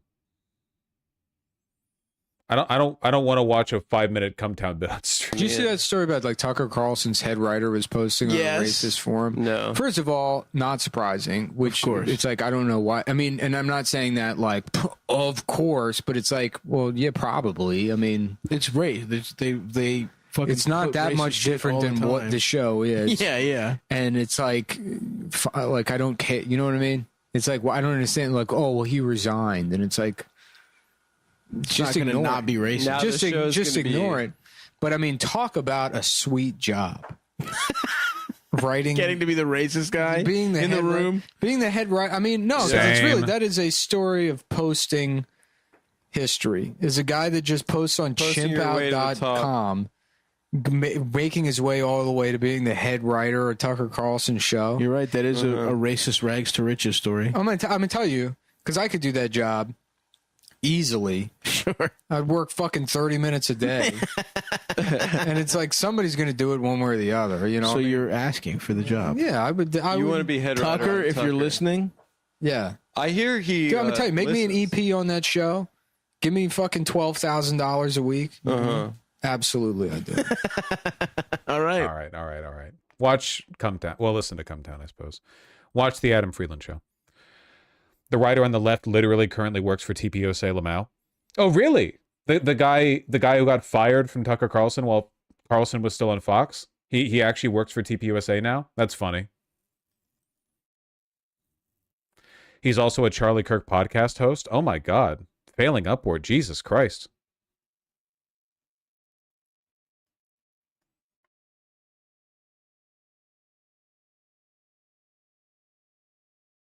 All right, get these fucking faces out of here. Close it, clear it. Twist it, bop it. Okay, somebody needs to explain to me what the fuck is going on. What is going on? So, an MIT professor working on nuclear fusion was assassinated a week ago. And then shortly after, there was a shooting at Brown University which killed 2 people. And these were thought of to be unrelated events, but then the FBI says they might be related, like it might be the same person.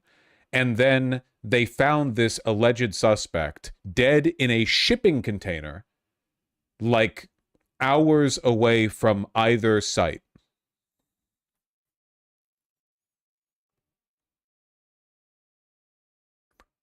Is that where we are right now? The man suspected in a mass shooting at Brown University and the killing of an MIT professor was in the same academic program as the professor in Portugal before attending Brown on a student visa. 48-year-old responsible for fatally shooting 2 students, wounding 9 others, wearing the kind of pants and shoes that one witness said are typical of restaurant workers. Okay. They got a tip from Reddit. Yeah, but that's not what I'm interested in right now. The tip from Reddit, okay.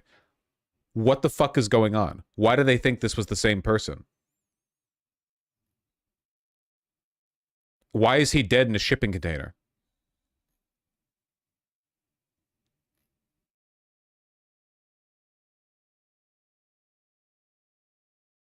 Do they mention that here? Do they mention his death?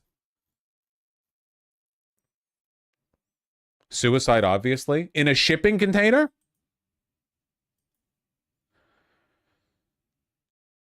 It was storage rental building, not a shipping container? Okay.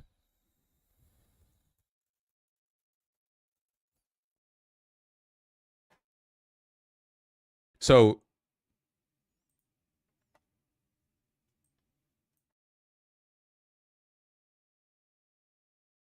found dead last night after taking his own life in a storage facility in Salem, New Hampshire.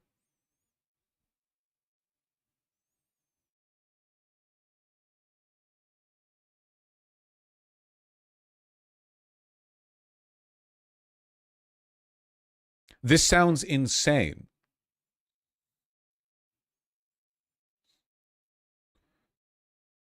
So he did the mass shooting, got away with it. Killed a professor, got away with it. Then just went out and killed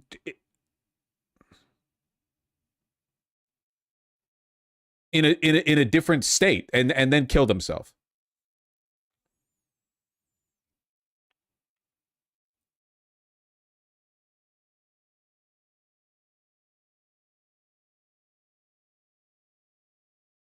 I don't understand.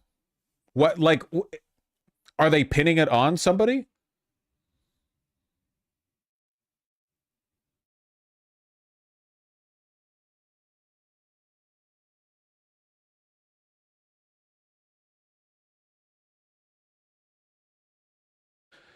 Students from Brown also think he was aiming for the physics exam, but he went to the lecture instead due to the rooms changing.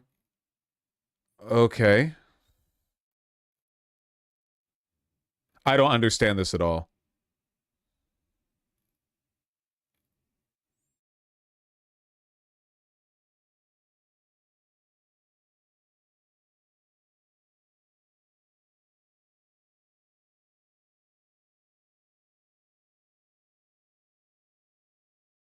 Site of Brown shooting only had 2 exterior surveillance cameras, affidavit says. Mm-hmm.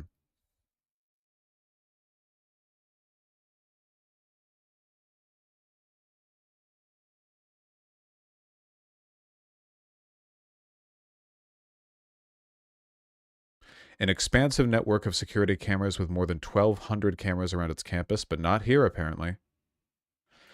He just attempted to randomly kill the top 2 fusion researchers in America and said, well, that's enough life for me. Is that actually who he killed? Was that who he was attempting to kill at Brown University? Does Brown University have a top-of-the-line fusion research program? The guy he killed? Yeah, but I'm saying at Brown University.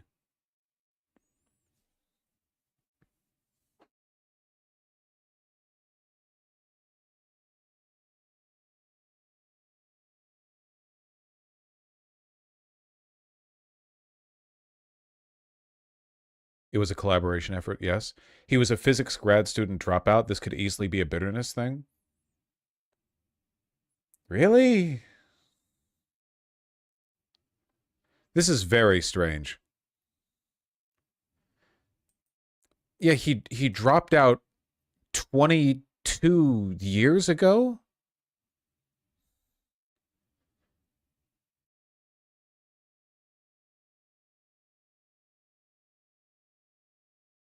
"22-year-old just how often does this happen, man?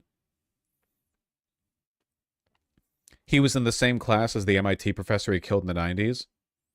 Okay, are we putting any money on the possibility that the powers that be just wanted to murk these professors because they're getting too close to finding fusion or whatever, so they pitched this guy with a grudge at them and then had him kill himself? Is that would be the conspiracy post, right? That would be the easy thing to assume? I don't know.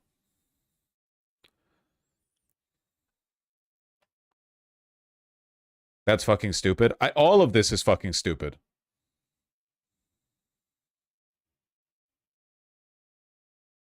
You have a grudge from over 2 decades ago, so you go out of your way to find and assassinate a professor whose class you shared, but then also went to a different like, this is a very complicated plan. Usually people who are mentally ill and want to do a shooting just find a local elementary school or something. It's just I don't know, very weird.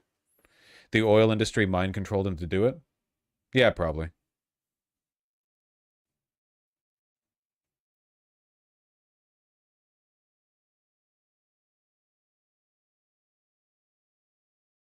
I need a guy in a suit to explain this one to me. I'm really sorry.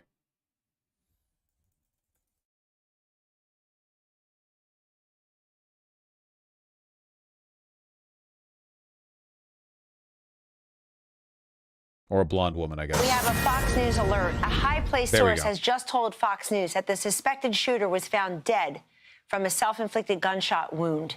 Let's bring back in Paul Morrow. Paul, obviously a huge development just broke while you were explaining beautifully what, your opinion.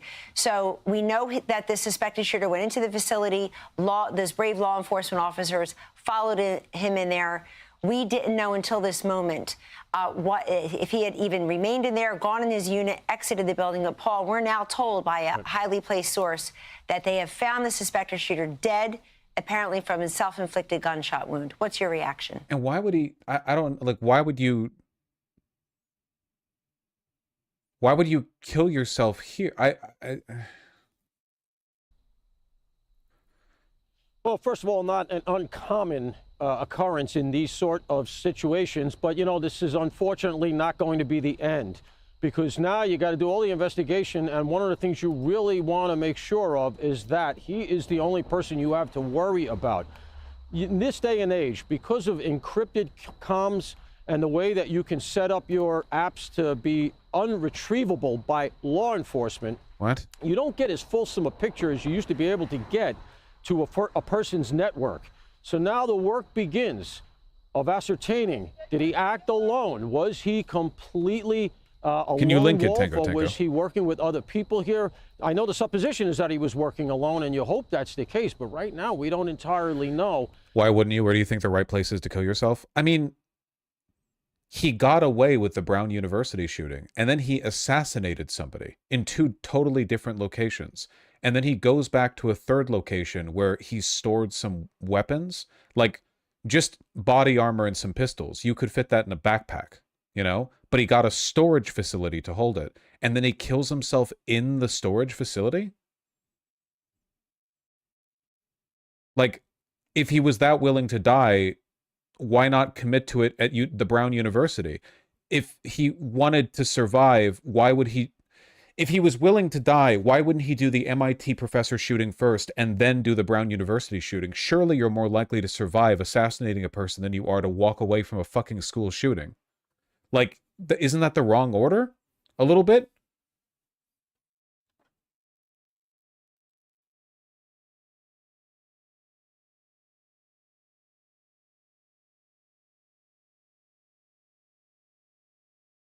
I don't know.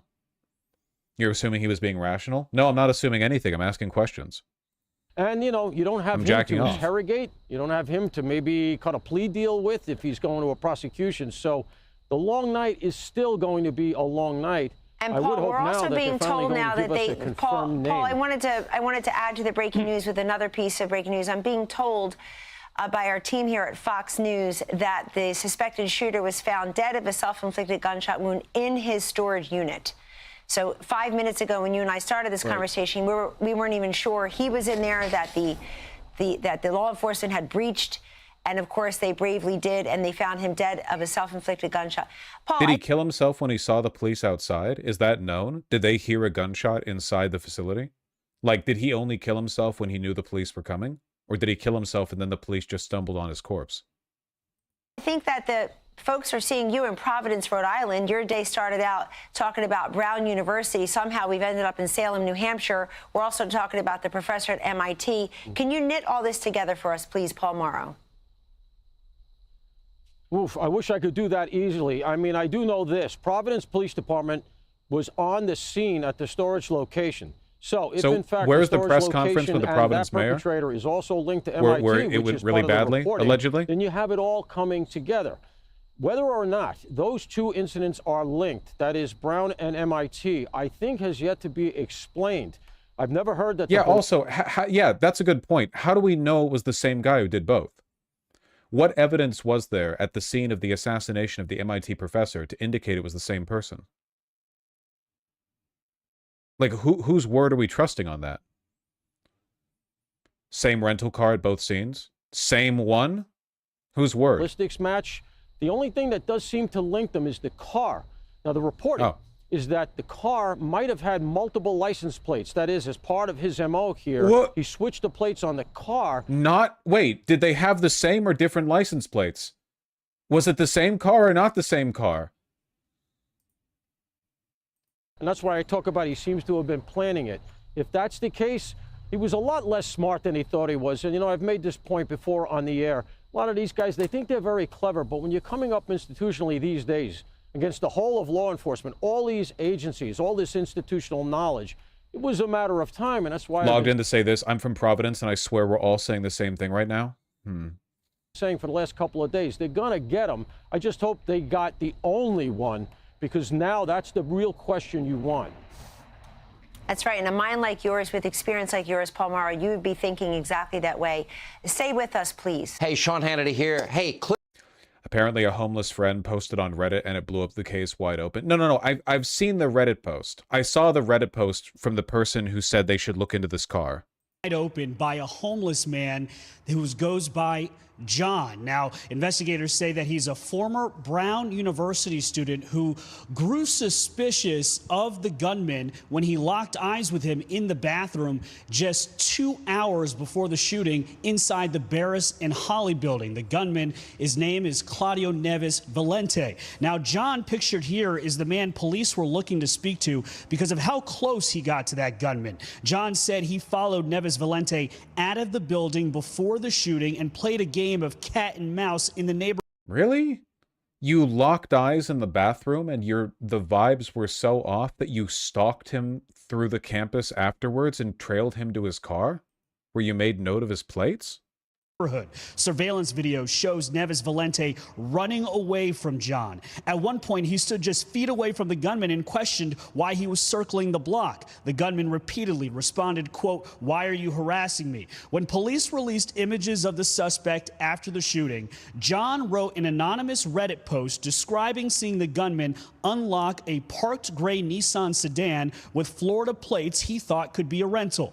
3 days after the shooting, John anonymously called the police tip line and flagged his own Reddit post. On Wednesday, John walked up to police, revealed that he was the man police were looking for, that he was close to the gunman, and that the Reddit post came from him. Police used license plate readers to track the gray Nissan to an Alamo car rental center in Boston. They pulled surveillance images showing Neves Valente, and they traced him to a storage facility in Salem, New Hampshire, where he was found dead last night. Now, Neves... How did they trace him to a storage facility, though? And what does this have to do with the car at the other location, the MIT professor? And also, really? The guy made eye contact with him in the bathroom and then was like, got a bad vibe on this guy. I'm going to spend the next 5 minutes trailing him through the campus and making note of his vehicle. Local and state PD were able to track his license plate across state lines. Okay, so did he change license plates for the MIT shooting? Do we have, like, traffic cam footage indicating a continual, like, a following of the car to the MIT shooting? What's the link there? Like, is the link literally just at the MIT shooting a similar car was seen, but it was a different license plate? If he changed license plates, then they should be able to tell that from the cameras. Like, they would be following that, what was it, Camry? They'd be following that Camry, and then at some point there'd be a stop, and then it would have different plates.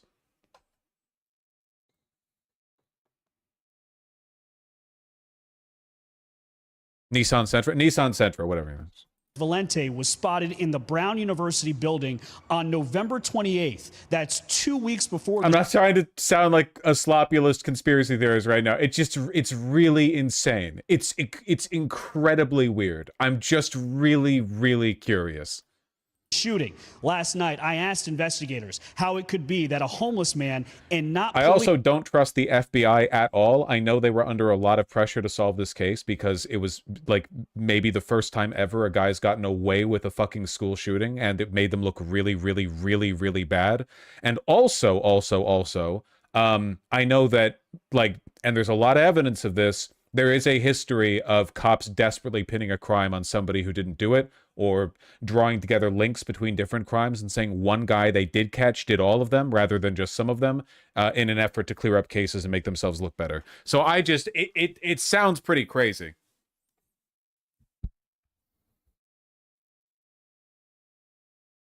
It was local police, not FBI, who caught him with the tip, by the way. Well, I mean, did the local police corroborate all this information about connecting it to the MIT shooting?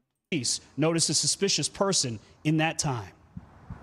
Well, the Providence Police is obviously not going to patrol Barris and Holly. That's a question for, frankly, for Brown and their police department. Why would a civilian observe that to be suspicious? It's a great point. And I like the fact that you're mentioning that and bringing that up. That's what we should all be doing, right? And it's just personality. Some people are more interested in finding out what others are doing. In this particular case, this person decided that he wanted to, and I'm glad he did. A source tells Fox that John is a homeless man who actually lives in the basement of the Barris and Holly building. And while that brings up a whole slew of security questions, the reality is he's being treated as a hero. Okay.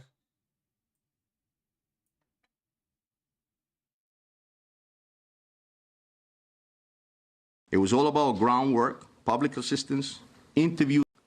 That was corroborated through a tip that was received to the tip center. That room was packed with detectives, agents, receiving calls on a daily basis.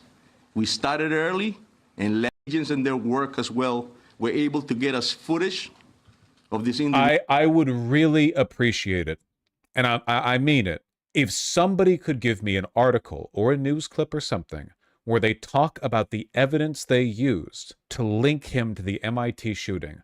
I would really appreciate that. Please, if somebody could find that. Individual, as well as a copy of the agreement which provided his real name. The video of that subject matched the description of that person of interest that this police department was desperate to put handcuffs on. That individual was identified as Claudio Neves Valenti, date of birth, and he was a 48-year-old man. Okay, this is talking about it. Nuno F.G. Luiro, the MIT professor shot and killed in his home on Monday.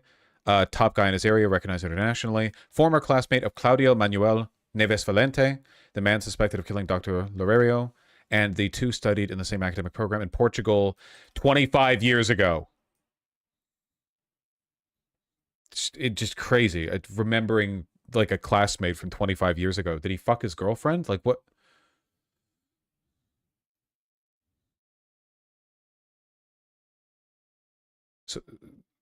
So what is the evidence that this was the guy? What evidence did they get from the scene of the MIT professor's house to link it to this guy?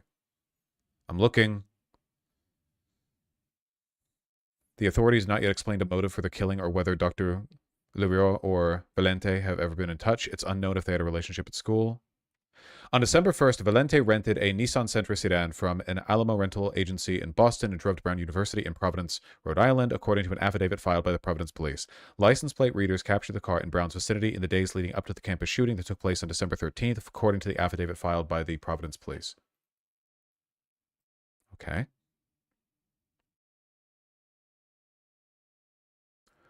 As he traveled across states, Neves Valente took pains to conceal his identity and movements, including changing the rental car's Florida license plate to an unregistered plate from Maine and using a phone that disguised his location. Okay. The car was seen around the Brown campus until December 12th, the day before Mr. Neves Valente allegedly opened fire at an auditorium, killing students 5 exams. 2 students were killed, 9 were injured. 2 days later, on Monday, Dr. Loureiro was found with gunshot wounds by his neighbor at his home in Brookline, Massachusetts, a suburb of Boston, near the MIT campus. He was taken to a hospital where he was pronounced dead. Security footage showed Mr. Neves Valente within a half mile of Dr. Loureiro's residence, the authorities said. So it's not the car then? It wasn't linking the vehicle. It was saying they caught him. Like they I wonder if that footage is public. Ms. Foley then said Valente drove to Salem, New Hampshire, entered a storage facility within hours of shooting Dr. Loureiro. He was seen in security footage entering a storage unit wearing the same clothes he had worn in Brookline. Found him dead of a self-inflicted gunshot wound in a storage unit on Thursday. It was unclear when he had died. Okay, for one, a coroner could determine this. A coroner could determine how long he had been dead based on, I don't know, how much blood is there or whatever. I know that can be done. So that's easy to determine. I think we should know that. Second, yeah, he changed license plates but not clothes. Third, he was wearing a mask near Brown. Was he wearing Was he wearing a mask near MIT? Fourth, what about the video footage saying they saw him within a half mile? How reliable is that video footage? Like, do they just see a kind of fat guy? You know? Like, video camera footage isn't perfect one-to-one. It's like 2754 from the press conference. It seems they don't want to answer this question, apparently. Go ahead. What led authorities to link the incidents between Brown University and MIT? And I can follow up to that. Yeah, I'll start. I'll just tell you that a lot of the information and evidence that we ended up gathering linked us to a connection up in Massachusetts, but obviously at the MIT. But I feel respect to the authorities in Mass as well as the FBI that's for them to comment. But I'll tell you that the groundwork that started in the city of Providence by our detectives, the detective division under the command of Major LePayan, as well as the federal partners that we had in our room upstairs, and ATF, the FBI, led us to that connection. And so... oh my fucking God. The feds led you to that connection? So it was local and state police doing all the work, but the feds are the ones providing the link between the MIT shooting and the Brown shooting? Oh my God. I don't really want to talk about it because I don't want to step on their toes. Jesus Christ. That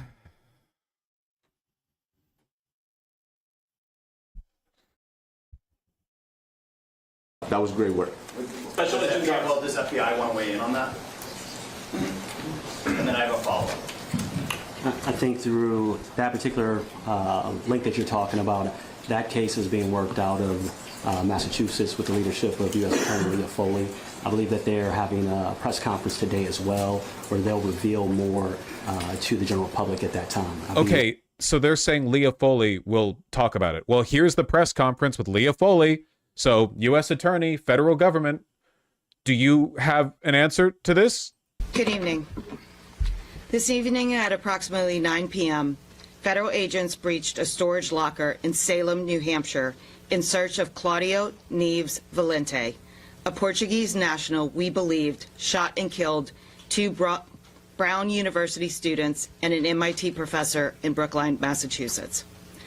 Federal agents found Neves Valente dead from a self-inflicted gunshot. Guys, I know the Epstein files. I don't understand what I'm talking about something right now. They'll still be there in like 15 minutes. Fucking chill, okay? It's like 6 people. I know. It's in the stream title. We'll get to it, okay? Hold on. My God, this is really interesting to me. The United States Attorney's Office in Boston, Rhode Island, Connecticut, and New Hampshire had been working throughout the day to establish probable cause to charge Neves Valente. Earlier today, he's dead. The U.S. Attorney's Office in Massachusetts filed a criminal complaint under seal detailing the chain of events over the past 6 days, including information that led us to today's search of the storage locker in New Hampshire. This is what we learned during this multi-jurisdictional investigation. And that he would choose to kill himself in the storage locker, like the place that he would be found if they tracked him via the rental car that he took. You know what I mean? Like, why there? Why did he go there? Did he decide he wanted to die after the MIT shooting? Like, if so, why not kill himself there? Like, if I had, well, I would never. But, you know, he does the Brown shooting. He gets away with it. He walks away from a school shooting. And then he's like, now that I've done the extremely high risk thing, now for the comparatively low risk task of assassinating this MIT professor. Okay, I'm done. I'm ready to end my life now. I will drive over to the storage facility first and then do it. Valente studied at Brown University in Providence, Rhode Island on an F1 visa around 2000 to 2021. He eventually obtained legal permanent resident status. Previously, I just finished reading all 8 chapters of Umineko. You really think you're going to fly this one under my nose? Come on, get real, federal government. Attended the same academic program as the MIT professor Nuno Loureiro in Portugal between 1995 and 2000. Although Neves Valente appeared to reside in Florida between November 26 and November 30 of this year, he rented a hotel room in Boston. On December 1st, he rented a gray Nissan Sentra with Florida plates from a car rental agency in Boston. That same day, he drove to the vicinity of Brown University, where his car was observed intermittently between December 1st and December 12th. On December 13th, Neves Valente entered an auditorium on Brown University's campus. Not a fan of the instant baseless assumptions Vosh is making, very conspiratorial, not a great way to cover this story. But I'm not actually making any assumptions. I'm literally just asking questions. I think they're pretty important questions, too.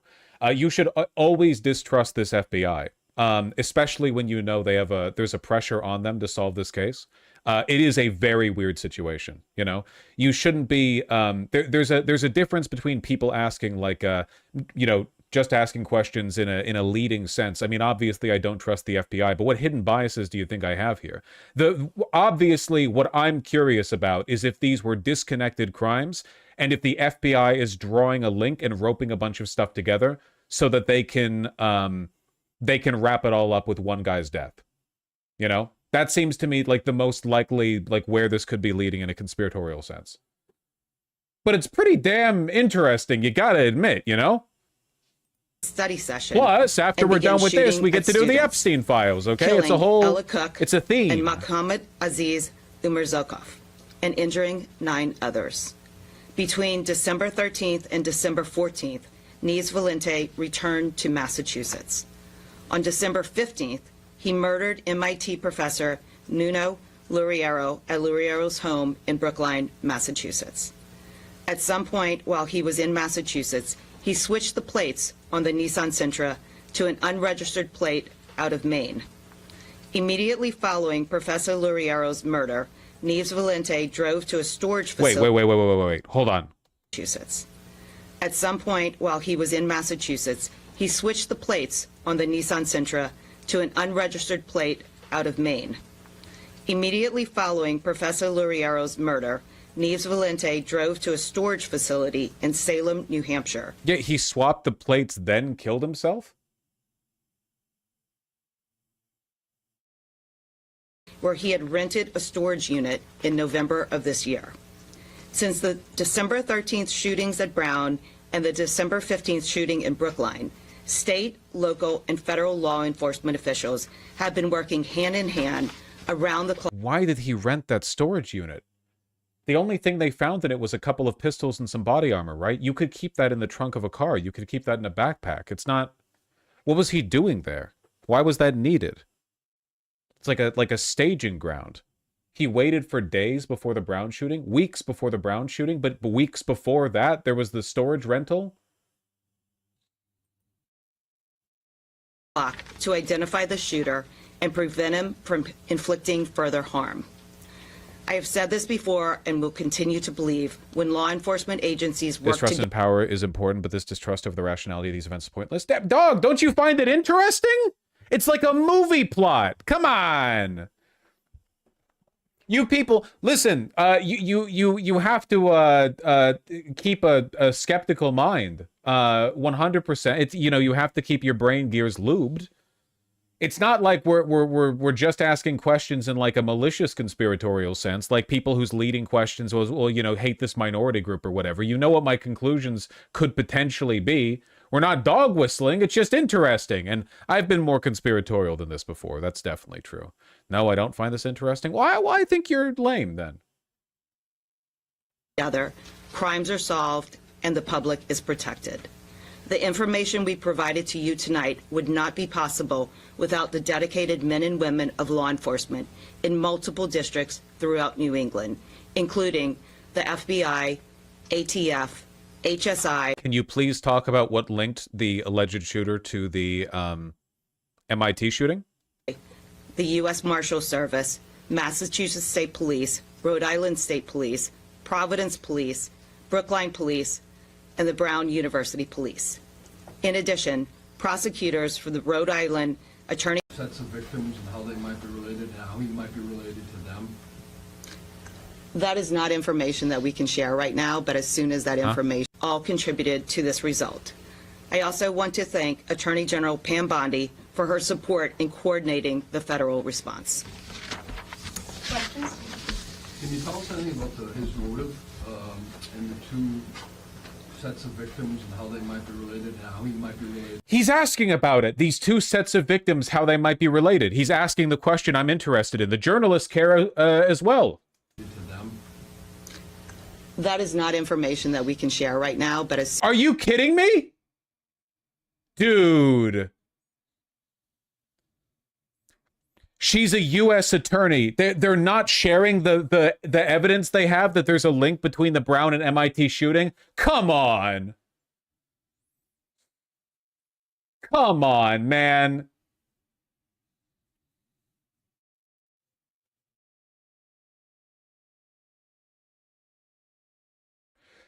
Do you think it's a Palantir-esque we did illegal shit or something else? I just think it's sussy as hell. It could be like a bunch of stuff. But what the fuck? You see, so the story is that he was found on surveillance footage half a mile away. How did you obtain surveillance footage from half a mile away, the MIT shooter's house? Like, did you subpoena? Did you request surveillance camera footage for every camera in the city? How could you possibly know to go after that? What information do you have?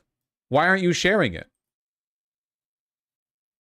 As soon as that information becomes available, we will share that with the public. And the way she says she can't answer it, too. Might be related to them.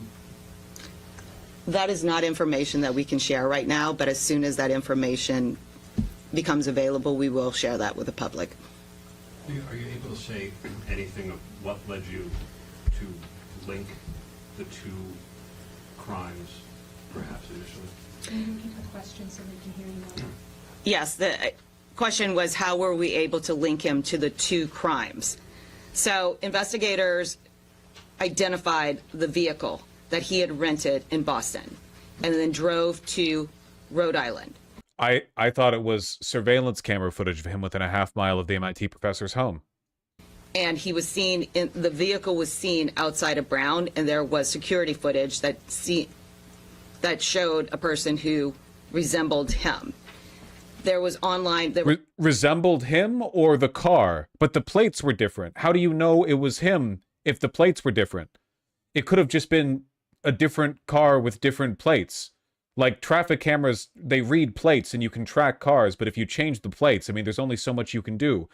You got it from half a mile away? It resembled him? There was financial investigations that were going on in the background that linked him not only to that car, but also to the hotels that he had rented and the car that he had used to not only drive to Rhode Island, but then back to Boston. And then there was the security footage that captured him within a half mile of the professor's residence in Brookline. And there is a video footage of him entering an apartment building in the location of the professor's apartment. And then later that evening, he is seen about an hour later entering the storage unit wearing the same clothes that he had been seen wearing right after the murder. Where's the video footage of him entering an apartment? Why did he enter an apartment? Why would he drove over there to assassinate the MIT professor? Why would he enter an apartment? The MIT professor lived in a house, did he not? So you have an extensive video canvas as part of this investigation. That leaves you no doubt. This is the evidence we have right now. We are coming to you tonight They're working on AI generating the supporting video now, honestly. Because the federal complaint was unsealed, and we wanted to provide you with the information and to assure the public that law enforcement collectively believe. Also, why is she answering this question now when a second ago she didn't? Like, this is a reiteration of the first question. The first time that he asked it, she said, you know, we'll disclose that when we can. And then he repeated it, and now she is talking about it? Like she was given the okay, or she changed her mind? That we have the person, that we identified the person, and that person is dead, and that he was the person responsible not only for the Brown shootings, but for the Brookline shooting. Also, and I'm fully in it now. I'm fully committed to the position that this is a movie plot. This is all Umineko. Okay, I'm 100% in it. She's giving too much information. When people are lying, they tend to oversupport their point. She's aware of the fact that there's some skepticism on the link between the MIT and the Brown shooting. So for her to clam up, and then she's like, oh, okay, I will share. And then she shares like, here's 17 data points connecting the two, but a lot of them aren't necessarily relevant or just open up more questions. Meh.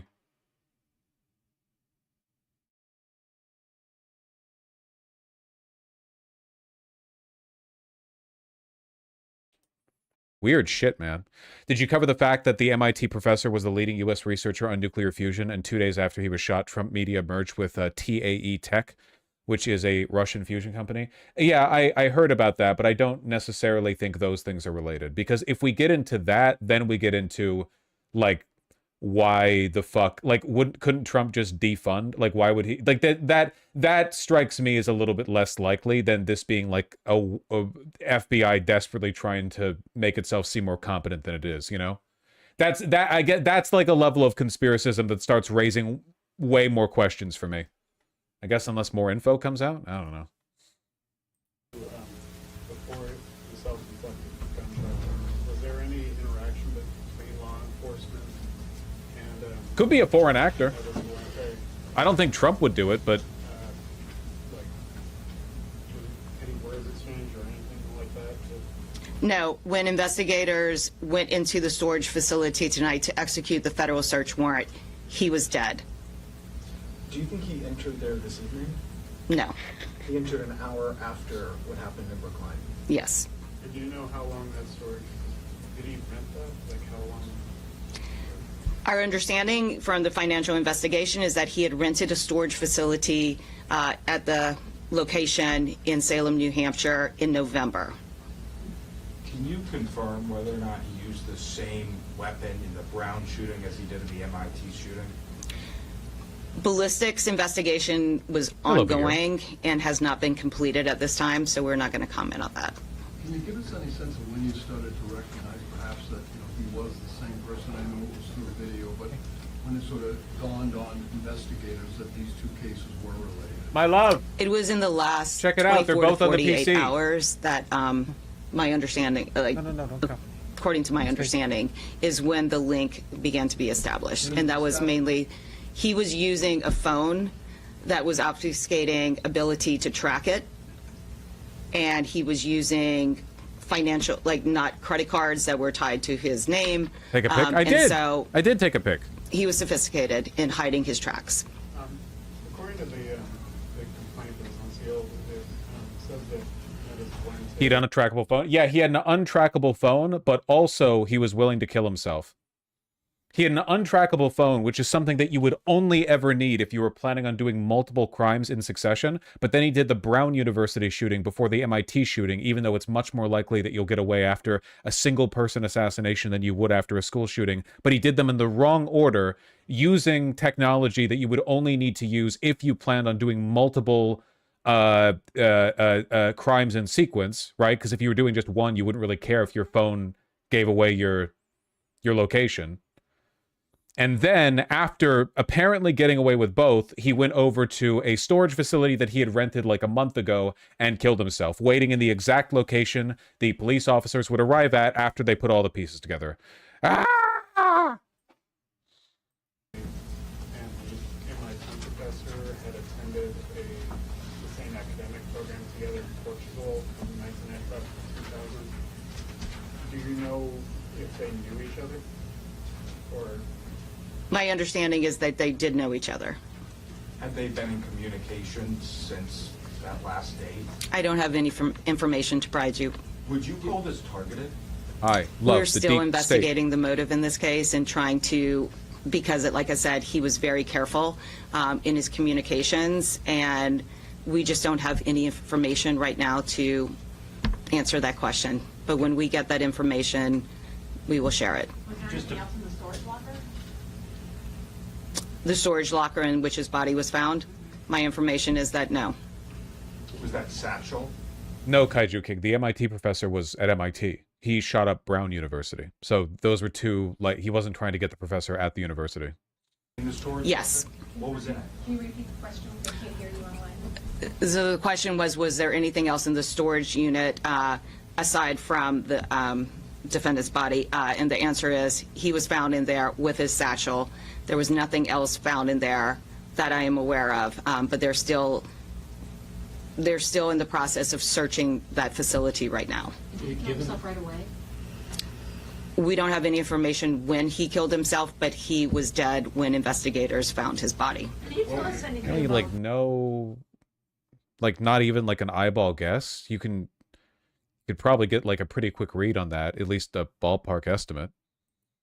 his life, like, I think he said the last known address was in Florida, like what he was doing, was he working, was he in the... Also, yeah, how do we know he killed himself?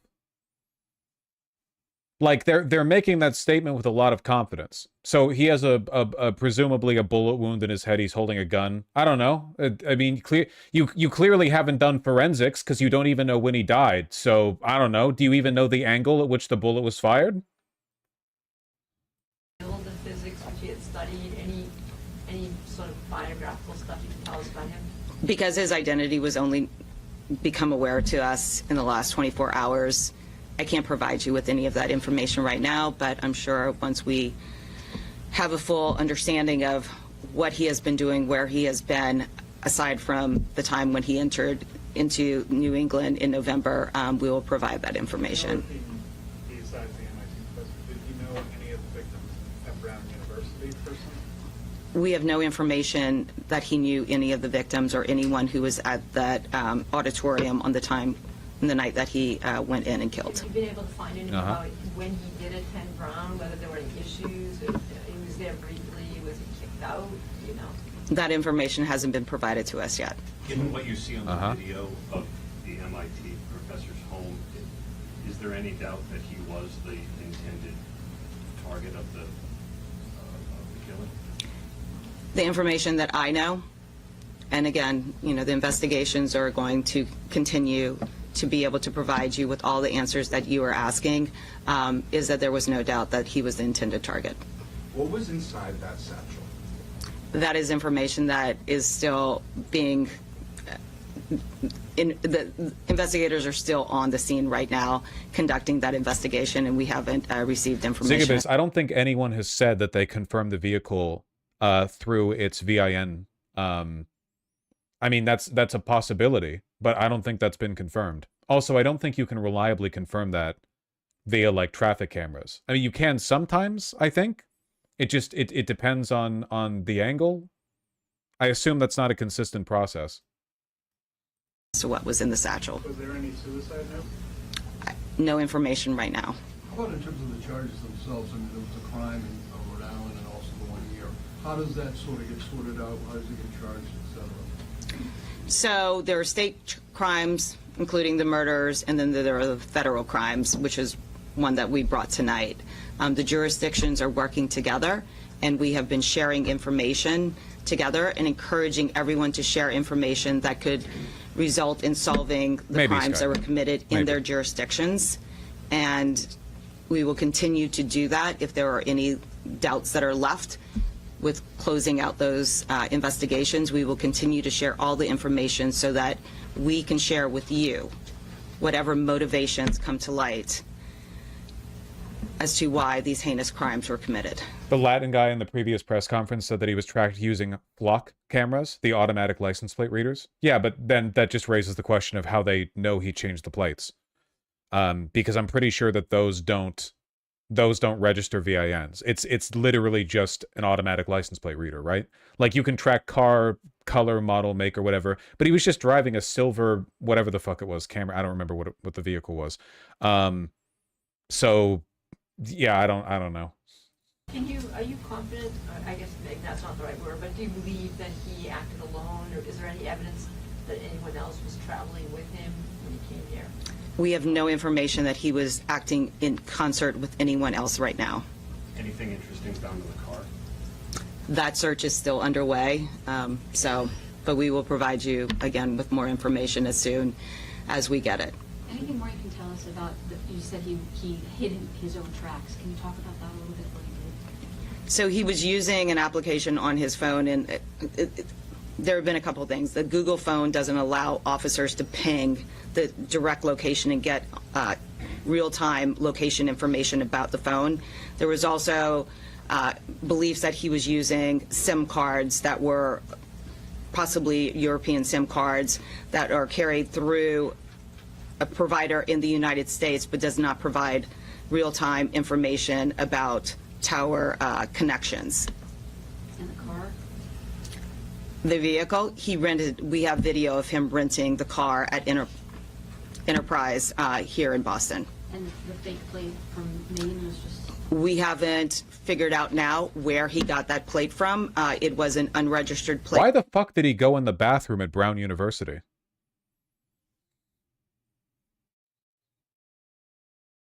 Like, all of this is built on the testimony had to pee, so you do it at the place where you're planning on shooting, doing a shooting, and then leaving? Like, thus providing a fuck ton of extra, totally unnecessary camera data? He planned on making it away after. You gotta go when you gotta go? Man.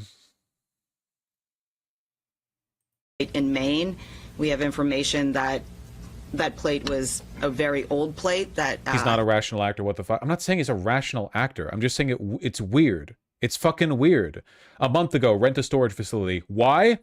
I don't know, but make sure there's security camera footage of you walking in and out of it. What are you using in it? No idea. I mean, you're just getting a rental car. You're getting a rental car later, and you're driving across like 5 states doing this big trip. You're doing the most difficult, dangerous shooting first, and then the easier one second, but you're clearly planning on doing multiple because you've got an app that hides your fucking phone data. You care enough to change the plates, but not to change vehicles or to...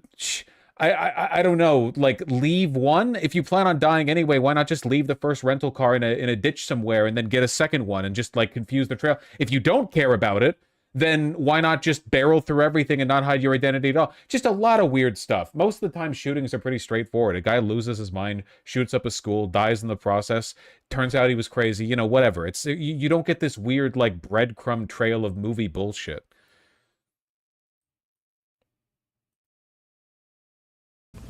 Had been taken out of... How did we get the data on his vehicle? Well, he went to the bathroom inside the university where he was planning on shooting up, and he you know, thereby unnecessarily taking a risk and exposing himself to camera footage. Then he made eye contact with a homeless man who stalked him back to his car and was so unnerved by this guy's aura that he decided to make note of his vehicle details somehow and then reported it to the police. Status over a decade ago. When his body was found, can you just describe what he was surrounded by? Can you just paint the pictures to what was in that unit?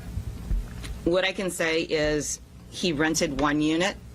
His body was found in a unit that was not occupied, and there was nothing else in there from what I have heard, but this is information that I was getting an hour or two ago from agents who were conducting the searches there. When we get further information, the information will be made public, including in the... Wait, I'm sorry. What he was surrounded by, can you just paint the pictures to what was in that unit? What I can say is he rented one unit. His body was found in a unit that was not occupied, and there was nothing else in there from what I have heard, but this is information that I was getting. Was it a different unit, or was it his? I assume she means it was the same unit, but there was nothing in it. Why would she say it like that? An hour or two ago from agents who were conducting the searches there. When we get further information, the information will be made public, including in the returns for the search warrant that we obtained this evening. She is making it sound like it was a different unit. What the fuck? Was he living in it effectively since after the Brookline incident? I have no information right now as to the unit that he had actually rented. The tactical teams were there to search, and they were obviously concerned that there could be booby traps or other types of security issues, and so when they noticed that that storage unit was still locked from the outside, it was clear that he couldn't be inside, and so they started searching the abandoned or the non-occupied units with the approval of the management, and that is when they found the body right next door. He rented a storage unit, but they didn't go into the one they had the warrant for because it was locked from the outside. There's no possible way he could have locked it from the inside. So then they asked management to look in different ones, and for some reason this guy had gone into somehow got into a different... He killed himself because he lost the key? Ah, he was embarrassed. I know that you haven't had much time. Does he have any sort of criminal record that you know of at this point in time? We are not aware of... This is fucking insane. I'm so glad that I'm committed to being a conspiracy theorist over this. This is great. This is... Every minute there's a new twist. Apartment footage? What apartment footage? Why did he go to an apartment? Another storage unit? Criminal record in the United States.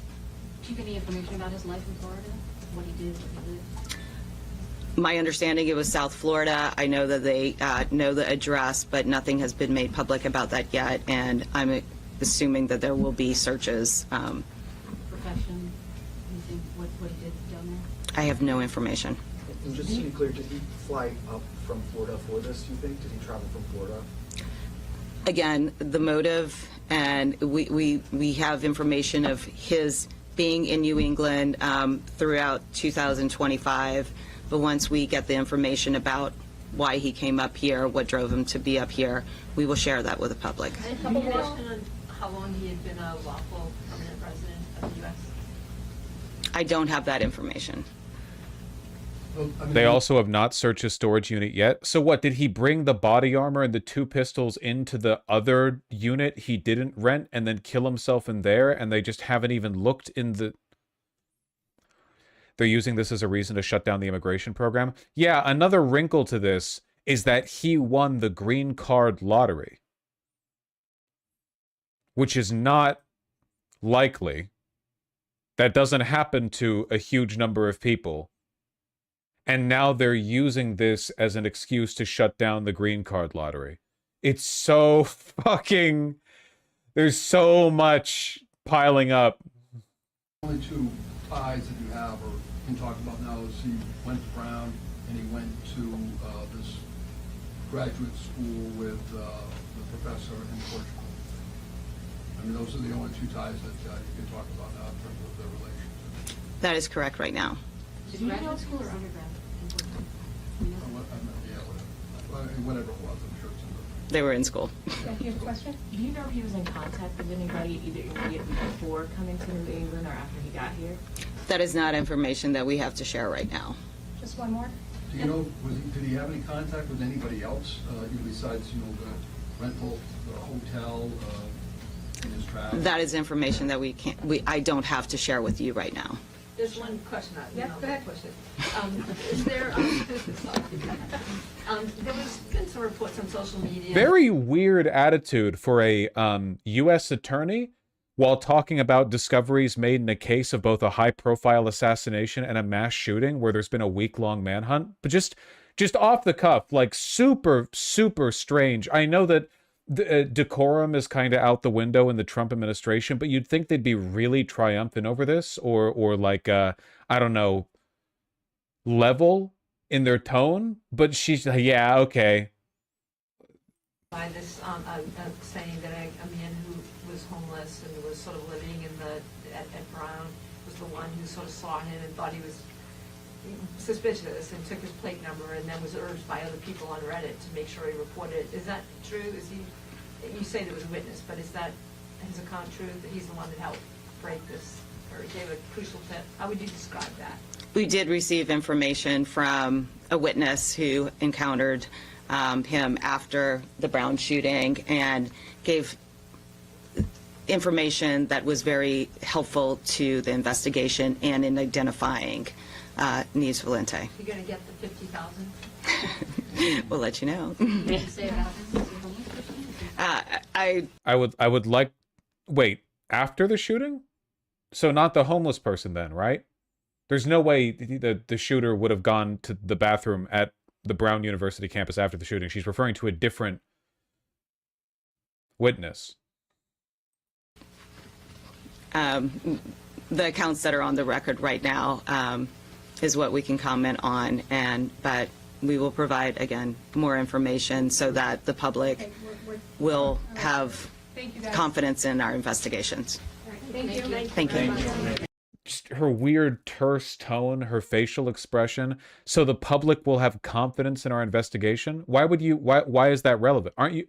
You're sharing information about a shooter who's been found dead. Why is your closing statement like maybe you guys will believe this next one? Yeah. All right. Charlie Kirk did it. They faked his death so that he could be a free agent within the United States. It's the only explanation.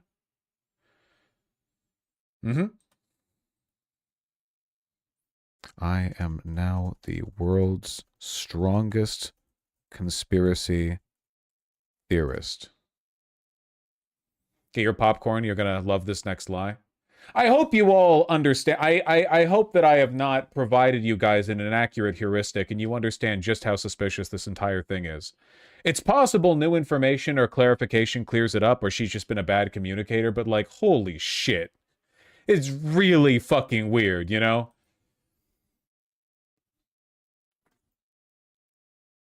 I'll turn up the conspiracism if it gets kind of like Occam's razor. Like the idea that Epstein killed himself with no external pressure just does not fly with me. You're making chat dumber just asking questions. I disagree, actually. I think that I think sometimes people get they get so like rationalist and so institution pilled that they forget that sometimes it is possible for like just everyone to lie to you, and they get kind of bewildered by a lot of stuff that, say, the Trump administration has done, you know? Also, a lot of the stuff that came across a bit conspiratorial under Biden also ended up being true. Like, Biden and the people around him were suppressing sentiment critical of Israel within the State Department. Like, the State Department was issuing internal memos and guidelines drawing attention to the wretched crimes against humanity done by the Israeli government, and they were covering it up. They were covering up how, like, senile he was, you know? What, so they're all lying to you? Yes. Yes, that is what happened, and we know it now. We know it for a fact. So I do think sometimes you have to, it's controlled skepticism. You have to know how to engage in it, for sure.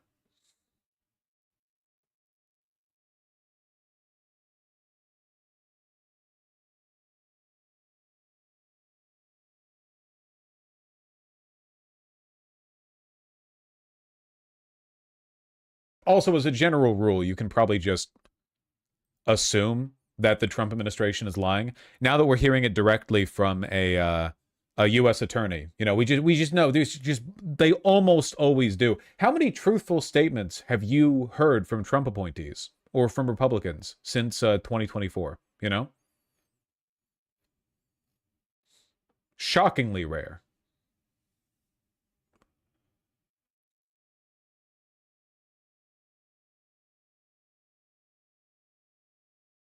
All right.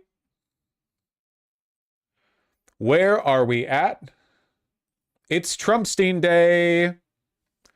I love the just the titles over here, okay? DOJ tells people to flag any identifying information that should have been hidden. Listen, if you see any uncensored children, any SSNs from DoorDash delivery drivers, you know, any current addresses from Epstein grooming victims, please let us know. We will go back. We will address it. This is a beta build of the Epstein files. Please let us know, okay? The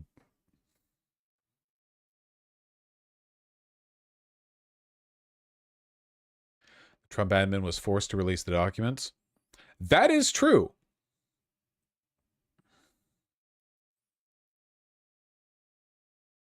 AP reporters are reviewing the files. By the way, they dropped like hundreds of thousands of files, so nobody knows what's in them yet. Right now, there are journalists, amateur and professional, running through them as quickly as they can. And you know what? We're not going to do that here. For one, I don't think I can do it better or faster than other people. For two, I don't want to stumble across any information the Justice Department failed to redact. For three, you do not want to watch me read a bunch of small print for dozens and dozens of hours in an attempt to find something that may or may not be interesting. That's why we wait for other people to look through it. By which I mean, yes, we browse Twitter.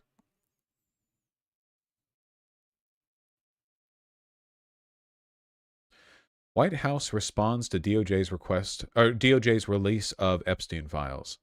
By releasing thousands of pages of documents cooperating with the House Oversight Committee's subpoena request and President Trump recently calling for further investigations into Epstein's Democrat friends, the Trump admin has done more for the victims than Democrats ever had, said White House spokeswoman Abigail Jackson. They called themselves the most transparent administration in history. All you need to do is legally compel them to release the files, and they will. They'll all be redacted, but they will. Insane redactions? Yes. There we go. Yes.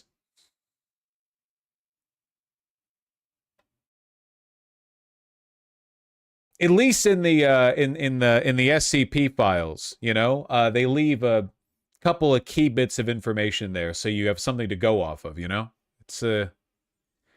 it is quite literally all blacked out. That's phenomenal.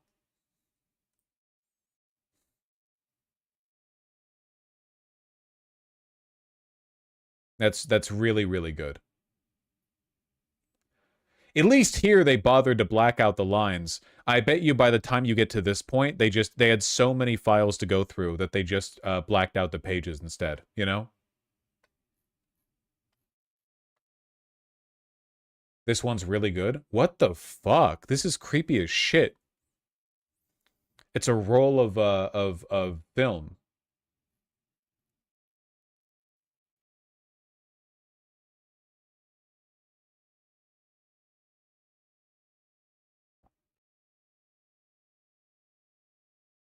Okay, now we're back to the SCP files.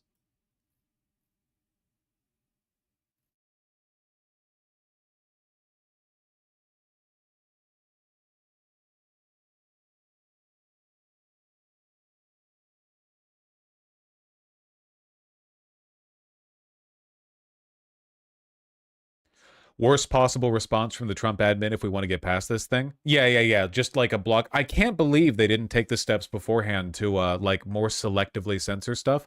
If they left it to the last minute, so they had to censor everything, and now everyone's going to be mad as hell over it. There's a really bad pic of Bill Clinton. Well, show it. I mean, well, bad how?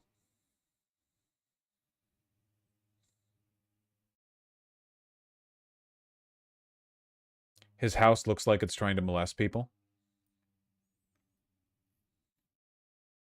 It's what quiet luxury looks like. Ro Khanna says he's considering impeaching Bondi over this. Nice. They might actually offer her up. Bondi's not super popular with MAGA. Ro Khanna said if the Department of Justice officials do not adequately demonstrate they're complying with the law requiring the release of documents, that Congress could hold impeachment hearings for AG Bondi and DAG Todd Blanche. That would be phenomenal. Just give us months and months and months of content over everyone in the White House being a pedophile. Explain these redactions. Here it is, Bill Clinton and the Epstein files. That does look super bad. Keep in mind that redactions are meant to cover Epstein's victims, not necessarily just children. And it's also impossible to know which redactions are necessary. Like, my guess is because they have to redact so quickly and they were given very little information on who or what to redact, that they were probably redacting basically every woman they see because they don't know which women are there, you know, consensually and which ones aren't.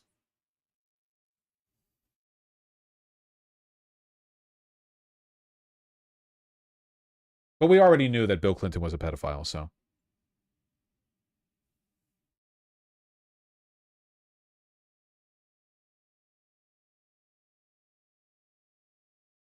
Large portion of the files are redacted, hiding substantive information contained in them. Whoo, boy.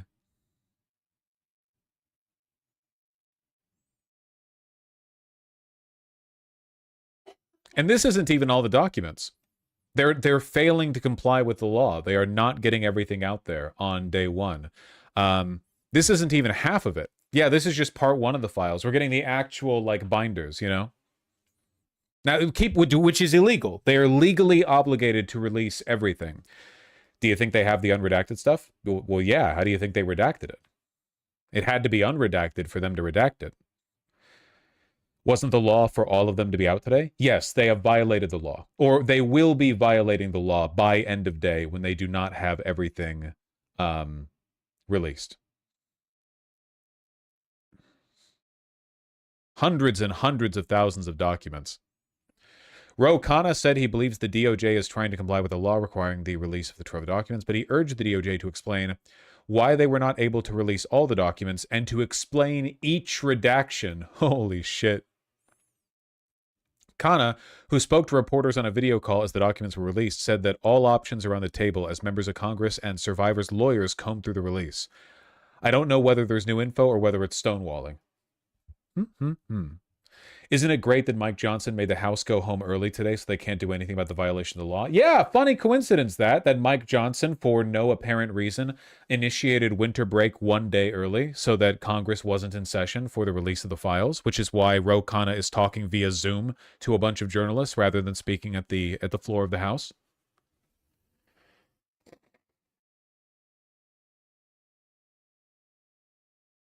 This is probably going to backfire. Yeah, probably. On first review, many of the files appear heavily redacted. The law mandating the release of the files required the DOJ to redact info that contained identified potential victims of EPSTEIN or contained child sexual abuse material. Seems reasonable. It also allowed the Justice Department to withhold material involved in continuing investigations. Not really relevant.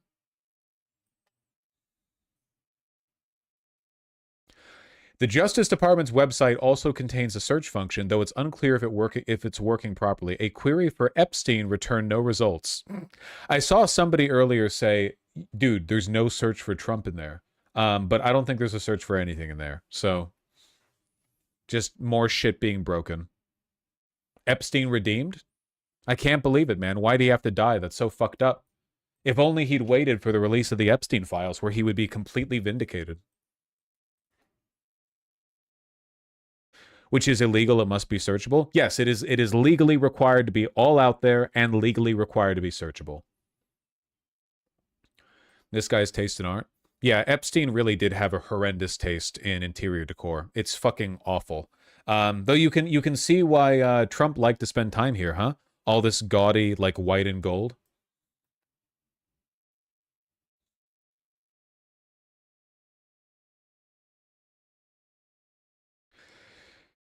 Did we get any more Chomsky content? Buddy, the files released less than an hour ago, and they are literally over 100,000 pages.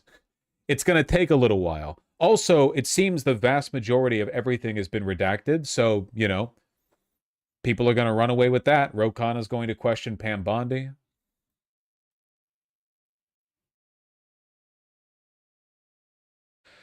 The crying child effigies. Oh, yeah, I saw that. Oh, sorry, no, I didn't see that. We have the crying baby effigies here underneath the side table.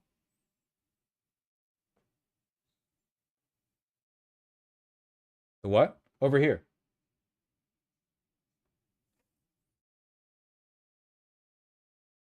Just normal decor for a normal guy.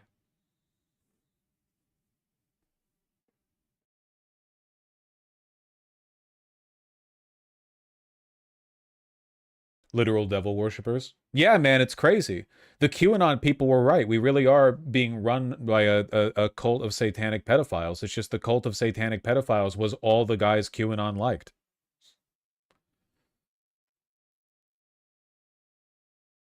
Do you think they did satanic shit? Nah, satanic shit probably was the purview of, like, their fathers and forefathers. My guess is that they were too irony-pilled to do it. In their minds, the like skull and bones club shit is too hokey. It's like, ah, oh, come on, grandpa, what are you talking about? They take their pedophilia casually, you know? They're not doing all of this like you know, hocus pocus ritualistic bullshit that shows you care, which is cringe. They're just leaning into it. They're just party boys, you know?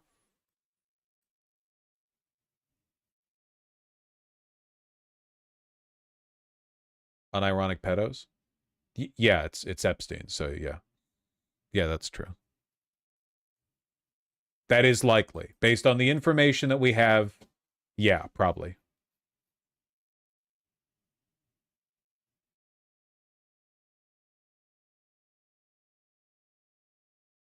Okay, you guys are showing a lot of fucking pictures.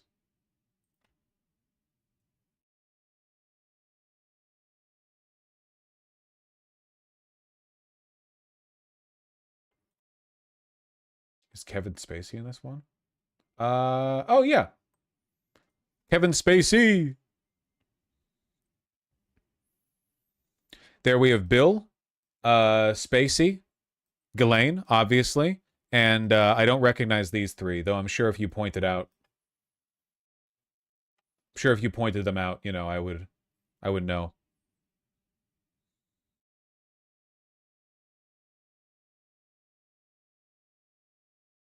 All right. Okay. It's going to take a little while. It's going to take a while before you'll want to see this one. Are you kidding me, man? This is literally the most famous painting in the Epstein estate. You're gonna want to see this. Everyone's seen this. You're new gen. You're not familiar with the context. Okay, this is literally classic.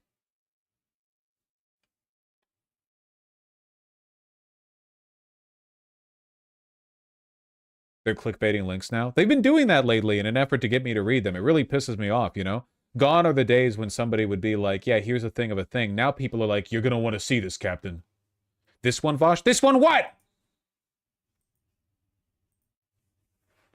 We are not going over every goddamn link you people pull from Twitter, okay? It is going to take a while before the Epstein files, or at least the first chunk of them, are trawled through enough that we know what's going on with them. But this is the vast majority of what we would otherwise be looking at, okay? So no matter what,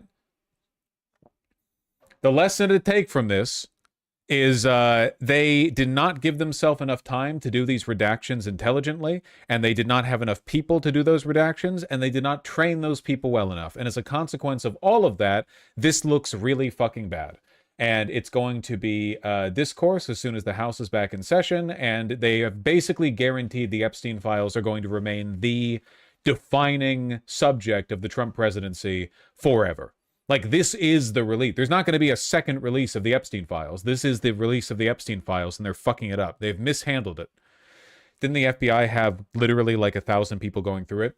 Well, the FBI was going through some stuff with the DOJ, but this full wave of redaction, they only had about a month to prepare for. And they did not have 1,000 FBI agents, but were instead pulling people from the DOJ, largely from their foreign security people, like foreign affairs people, that's not enough people, not enough time. Remember, the people who were redacting these files were given 4 pages of instructions. Think about that. Hundreds of thousands of documents. Thousands of people, places, names, an unbelievable... We're talking about going through an entire library and censoring stuff selectively. They were given 4 pages of instruction. 4 pages. It's not possible. So they fucked it up.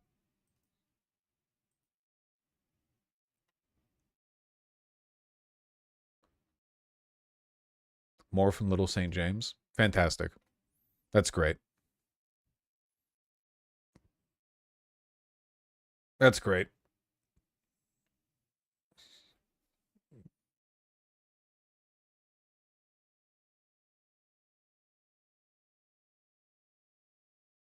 Look at the oxidized parts that were touched. Yeah. People keep touching his face.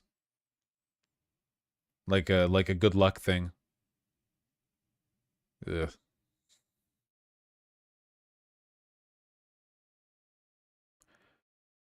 Epstein and MJ.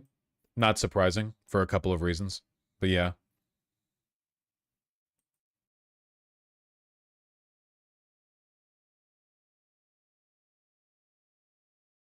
A bunch of redactions of what appear to be memes.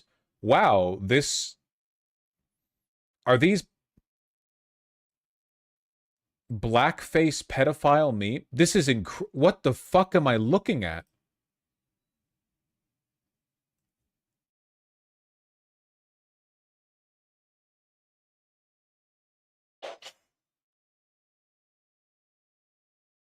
Think I can take a guess at what this is.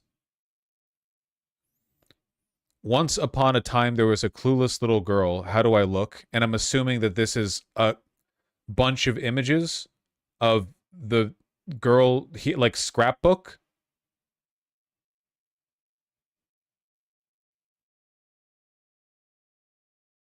What is he doing? He wouldn't elastic because the pants are riding up.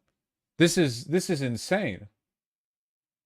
I don't even want this shit on the screen, man.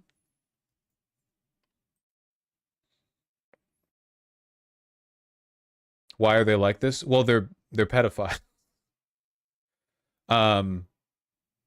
Jesus Christ. It was like it's every day with these people, man. And all the QAnon people have to pretend this isn't real because they're denying Trump's involvement. You know, they can't even get in on the ground floor of the gloating that they were right about, like, the general concept, at least. It's like how yesterday the House Oversight Democrats released some pictures, one of which was a collection of a girl's feet, which had quotes from the book Lolita written on it. That was the foot pics from yesterday. The quotes on it were from the book Lolita.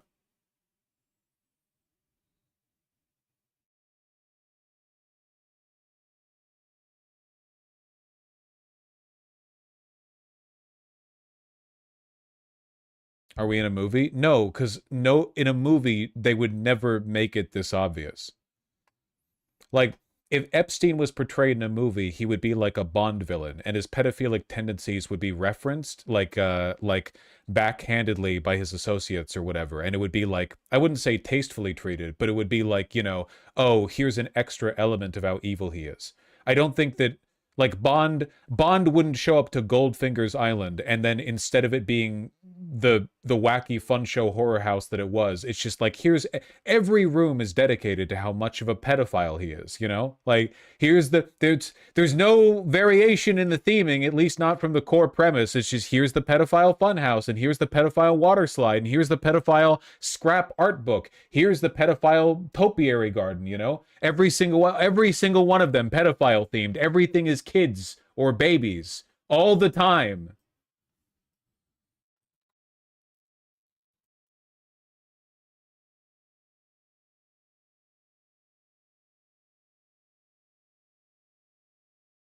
Epstein with the kid in his lap. I don't want to see this shit, man. Oh, shit. I mentioned in this one, let me stay with him Malibu to Beverly Hills. It's over for me. They found the connection.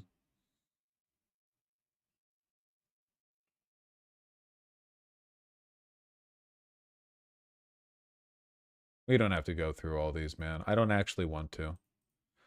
Rokan is disappointed? Yes. There is heavy censorship.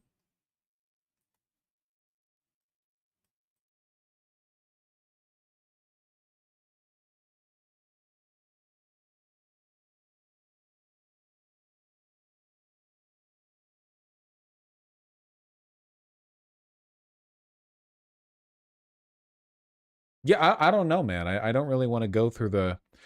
So no reference the big guy? We don't know yet. It's only been an hour since the files were released. Also, what has been released is only a small chunk of the total files. The DOJ is illegally withholding the rest of them until they're finished redacting them. And also, we know for a fact they're specifically trying to redact in a way that benefits Trump. Like, we know that, right? Let's not be stupid here. Like, obviously, if they're engaging in these kinds of massive, like, dozens of pages in a row, full redactions, of course they're going to be redacting anything involving Trump. Guys, I'm sorry. I'm going to be real with you. I really just don't want to like go over a bunch of unredacted photos of Epstein being a pedophile. I'm just not interested. I'm really sorry. I'm sure it'd be phenomenal content, but I would prefer to, I don't know, go over highlights tomorrow if that's okay with you guys. You can go through Twitter in the meantime, I suppose.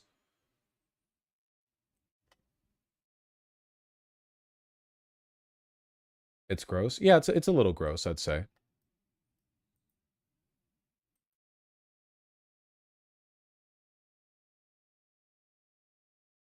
Sheesh. But you're more interested speculating over a shooter for over an hour? Yeah. An interesting little impromptu mystery versus here's 500,000 photos of pedophiles menacing children. Yeah, do those not feel different to you? A little bit? Slightly?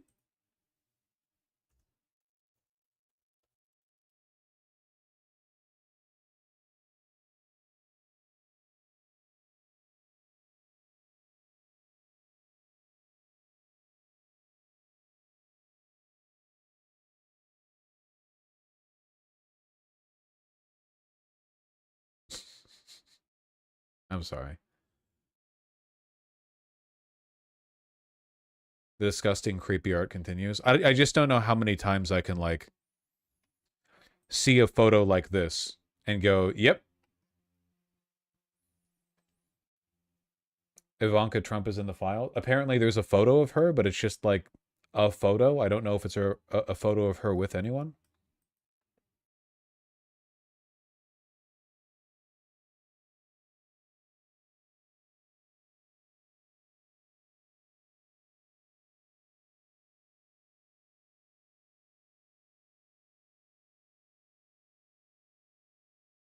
All right, well, I have to stay true to my word. I am going to read donos. I mean, I'll be back here tomorrow anyway, and by tomorrow there's probably going to be a bunch of information after everything has been combed through.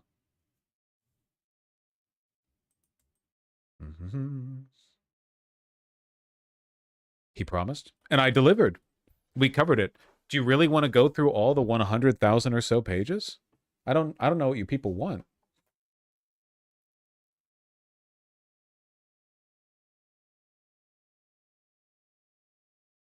CopyZilla vid gonna go hard. Do you think this is in his purview?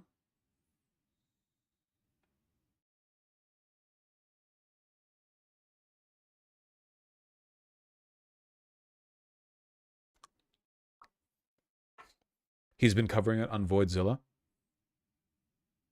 What's Voidzilla? I've heard that before. What is Voidzilla? It's his side channel? Okay, cool. I think I've seen people in chat mention that before. I've enjoyed the coffee Zilla videos that I've seen. I'm not like a huge fan of the channel. I just haven't really taken the time to look. But what I have seen seems good. All right. All right. Autismo in the best way. Yeah, it's productive autism, you know? Also, he's anti-gambling, which I think is good. Oh my god, I just heard a cat meow. Someone's getting flipped. Someone's getting scooped. Unknown Anomaly, thank you for the incredibly kind two $50 donos. Jesus Christ. Really appreciate that. Thank you. $100. I think that's 2 times 50. River. Damn it. I missed her. Hey, Vosh. Happy holidays. Your AI, but about D&D hit home for me. There you go. Oh my god, she's schmoovin'. You're schmoovin'.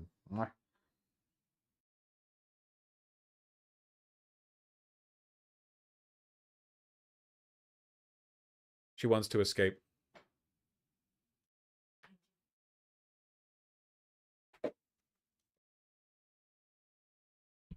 Now here's a fat one. Ah. Just like me. Bagheera. Quit clawing at my shirt. Cut that out.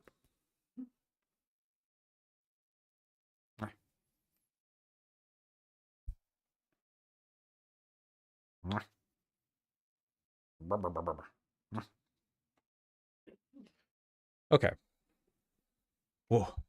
Unknown Anomaly, thank you for the very kind $100. Hey Vosh, happy holidays. Your AI, but about D&D hit home for me. So much my creative process for writing my world was aided by real art. Gen AI is so bad for D&D reference images. I talked about it at the beginning of stream, but yeah, Pinterest has been so much better for me for that than Google image search. I know there's a lot of AI there anyway, right? You're not entirely avoiding it, but the quality of references there is a hell of a lot better than if you're just like searching through Google. Google is fucked. But yeah, it really has gotten quite bad. AI is going to devastate like concept art as a concept. It's going to make it so difficult to do concept art because you like it distorts the pool of reliable references, essentially. Trump began a large-scale attack in Syria. Wait, whoa, whoa, whoa, whoa, whoa, whoa, whoa, whoa, whoa! Huh? Struck dozens of suspected ISIS sites. Right now? Last second distractions? Yeah, seriously. Are the files that bad? They look pretty bad. Began major airstrikes against the Islamic State in Syria on Friday, fulfilling Trump's vow to avenge the death of 2 U.S. Army soldiers and a civilian U.S. interpreter killed in terrorist attacks.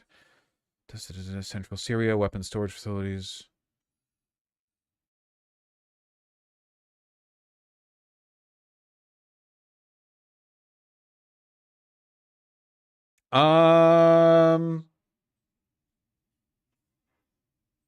I guess if bombs are falling in the Middle East, I would rather they hit Islamic State targets than Palestinian targets. I don't know what to say. That's fucking random. Holy shit, they're trying to distract from the file so fucking much.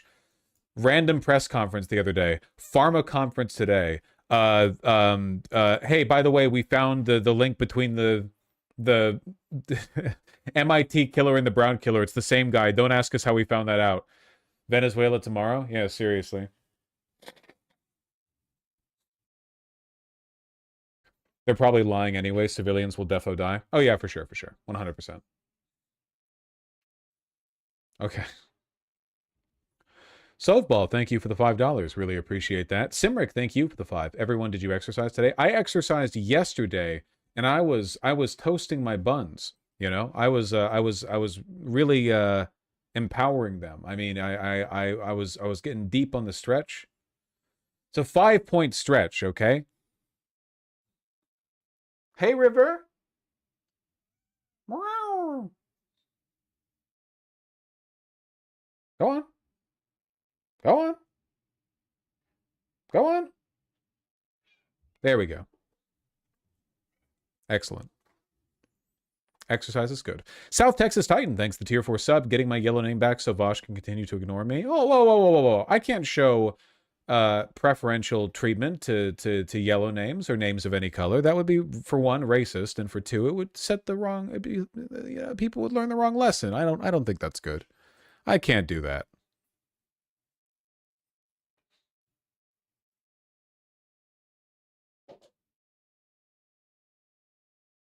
I'm down 60 pounds since you told us to lock in and get healthy in January. Nice! Well done! Deckcat, thank you for the tier 1 sub. Really appreciate that. You haven't been annoying at all, at least not to my memory. Behnor, thank you for the $5. I need to read up more on the Polish elections, if I can. Taylor Lynn, thank you for the $5. Have you heard the rumors the ballroom is an underground data center like the ones built in Israel? The construction company has made at least 6 sites.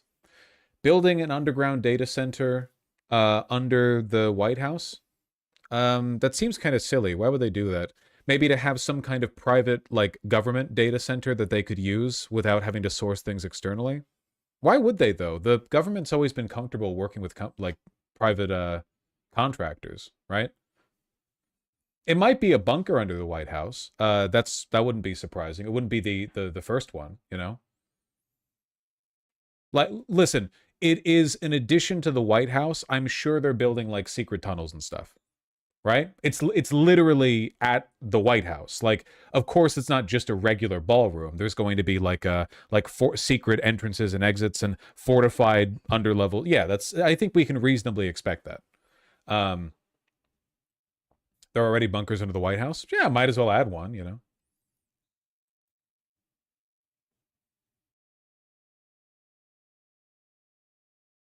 Xanthus13, thank you for the very kind $10. When it comes to analyzing horrible things like the Epstein files, could you see machine learning / AI ethically saving people from having to view it? No, I don't.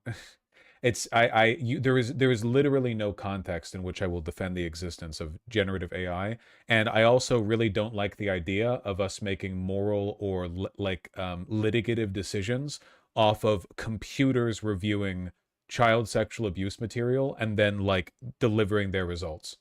We don't need to bend over backwards. For one, I don't think we should be feeding that shit into an AI. And for two, like what do we do with that? Like then you ask Grok like, okay, so who's guilty? And Grok says like, I don't know, you or something, and you're like, what the fuck? No, I'm not. Grok's very confident that you are. I don't think it's working. I want to go to a walk in a corner of the park. My love, it's really cold out. You want to go out even when it's cold? They do. Always. I'm wearing short shorts. Look at this. You would make me put pants on? Me?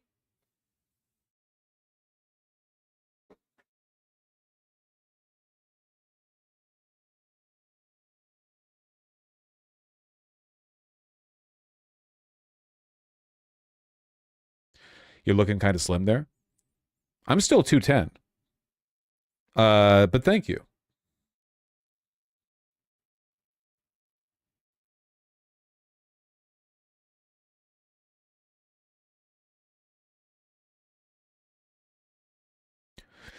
Isn't that fairly normal at 6'2"? I'm definitely still pretty chubby, but we're making good progress. Right now, the flexibility gains are making a big difference because if you're flexibility is like a general bedrock thing that you can build off of really easily. It makes you feel good to be working out, you know? Like being flexible just makes it so much easier to do everything else.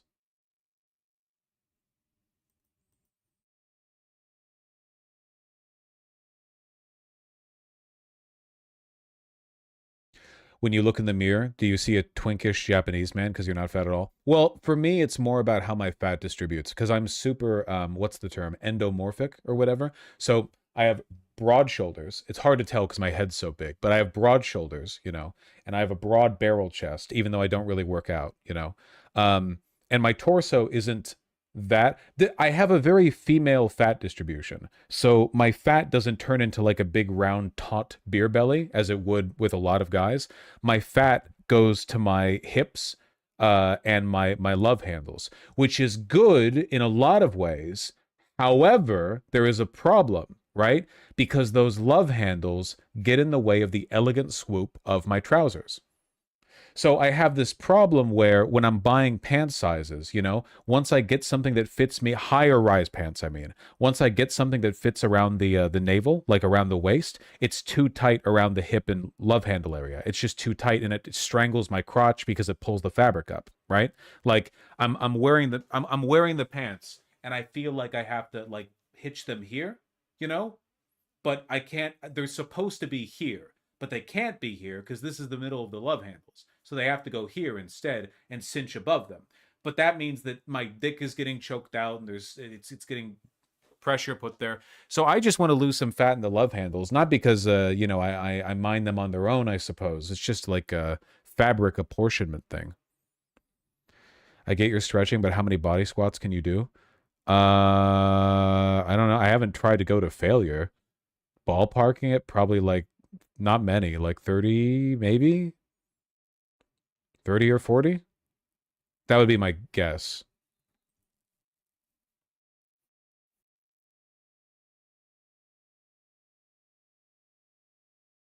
Anyway, Joseph's story is fun. Thank you for the $10. Hey, Vosh, love the streams. Wondering if you have any thought on Amy Acton. Can she beat Vivek?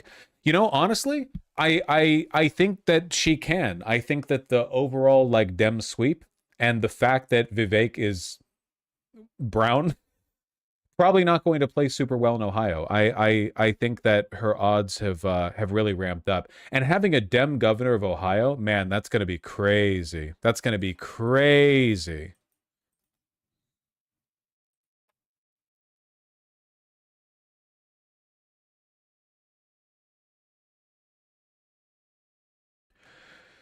Last time I did about 100. Okay. Look, the most important thing when you're doing a bodyweight squat is to make sure that you can do it. That's the flexibility thing, to make sure you can do it without lifting your heels up off the ground. You know? Keep your feet flat.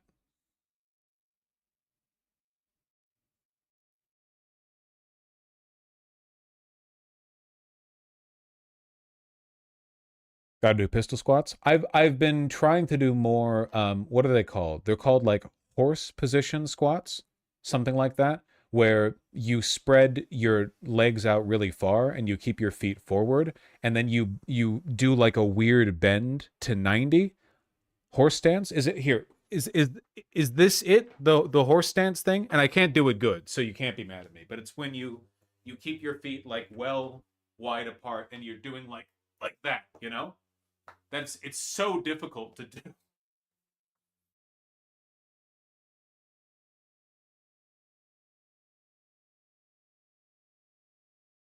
This motherfucker ain't never doing a pistol squat. I can't do a fucking pistol squat. Are you kidding me? Well, yeah, no shit. Yeah, that's really hard.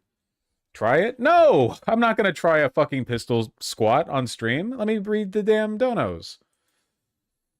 I could hear the popping lol. Trust me, I could too. Yeah, my body wasn't quite awake for that one.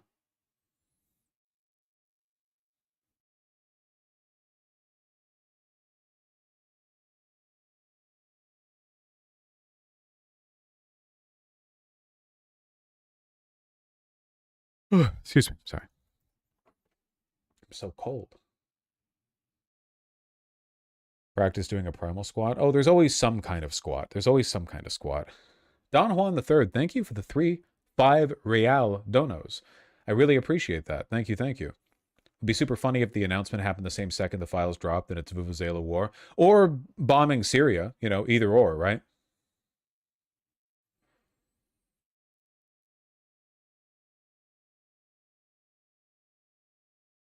Well, then that's not the damn squat, my love. That's a pistol squat negative, right? Going down. Flop Bingus Republic and Sodus Brew, thank you for the $2 both. Lyric XOX, thank you for the $5. Thanks for contributing to the Gold Card Fund. Kermit Frog and Avery Nyancat, thank you for the $5 both. Really appreciate that. I have not seen the letter Bondi wrote to Patel in the Epstein files. I will have to take a look at that tomorrow. Tomorrow, I have a feeling is going to be like a dedicated Epstein file going over day, because by then, the journalists will have had enough time to look through it and have opinions and stuff. Victorious Garnosaurus, thank you for the $5. I also blame Portugal. The Joker, thank you for the $5. Loser Alter Ego, thank you for the $10 and $2 taller donos both. I really appreciate that. Look, I'll probably talk more about the Brown/MIT shooter parentheses more in the future. It's not really like a huge deal relative to everything else going on. I don't know. There's something about, can you all sympathize to an extent with the idea that there's something comforting about engaging in a kind of movie thriller plot like that as a brief distraction from the tedium and banality of, yep, our government is evil and pedophilic all the time, nonstop. I just like having a little more work to do. I can engage my critical thinking skills. That seems curious to me. And then you go over to the Epstein files and it's like, yep, here's 5 billion pages of them being exactly like the way you already knew they were, and no one's going to face any consequences for it. Just give me a break, you know?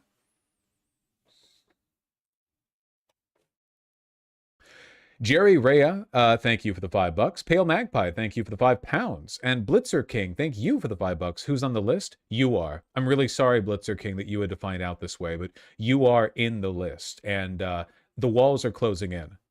So I would suggest you. I shouldn't do this bit. What if I was talking to somebody who was actually schizophrenic? Being online as much as I am, often reminds me how fragile some people are mentally.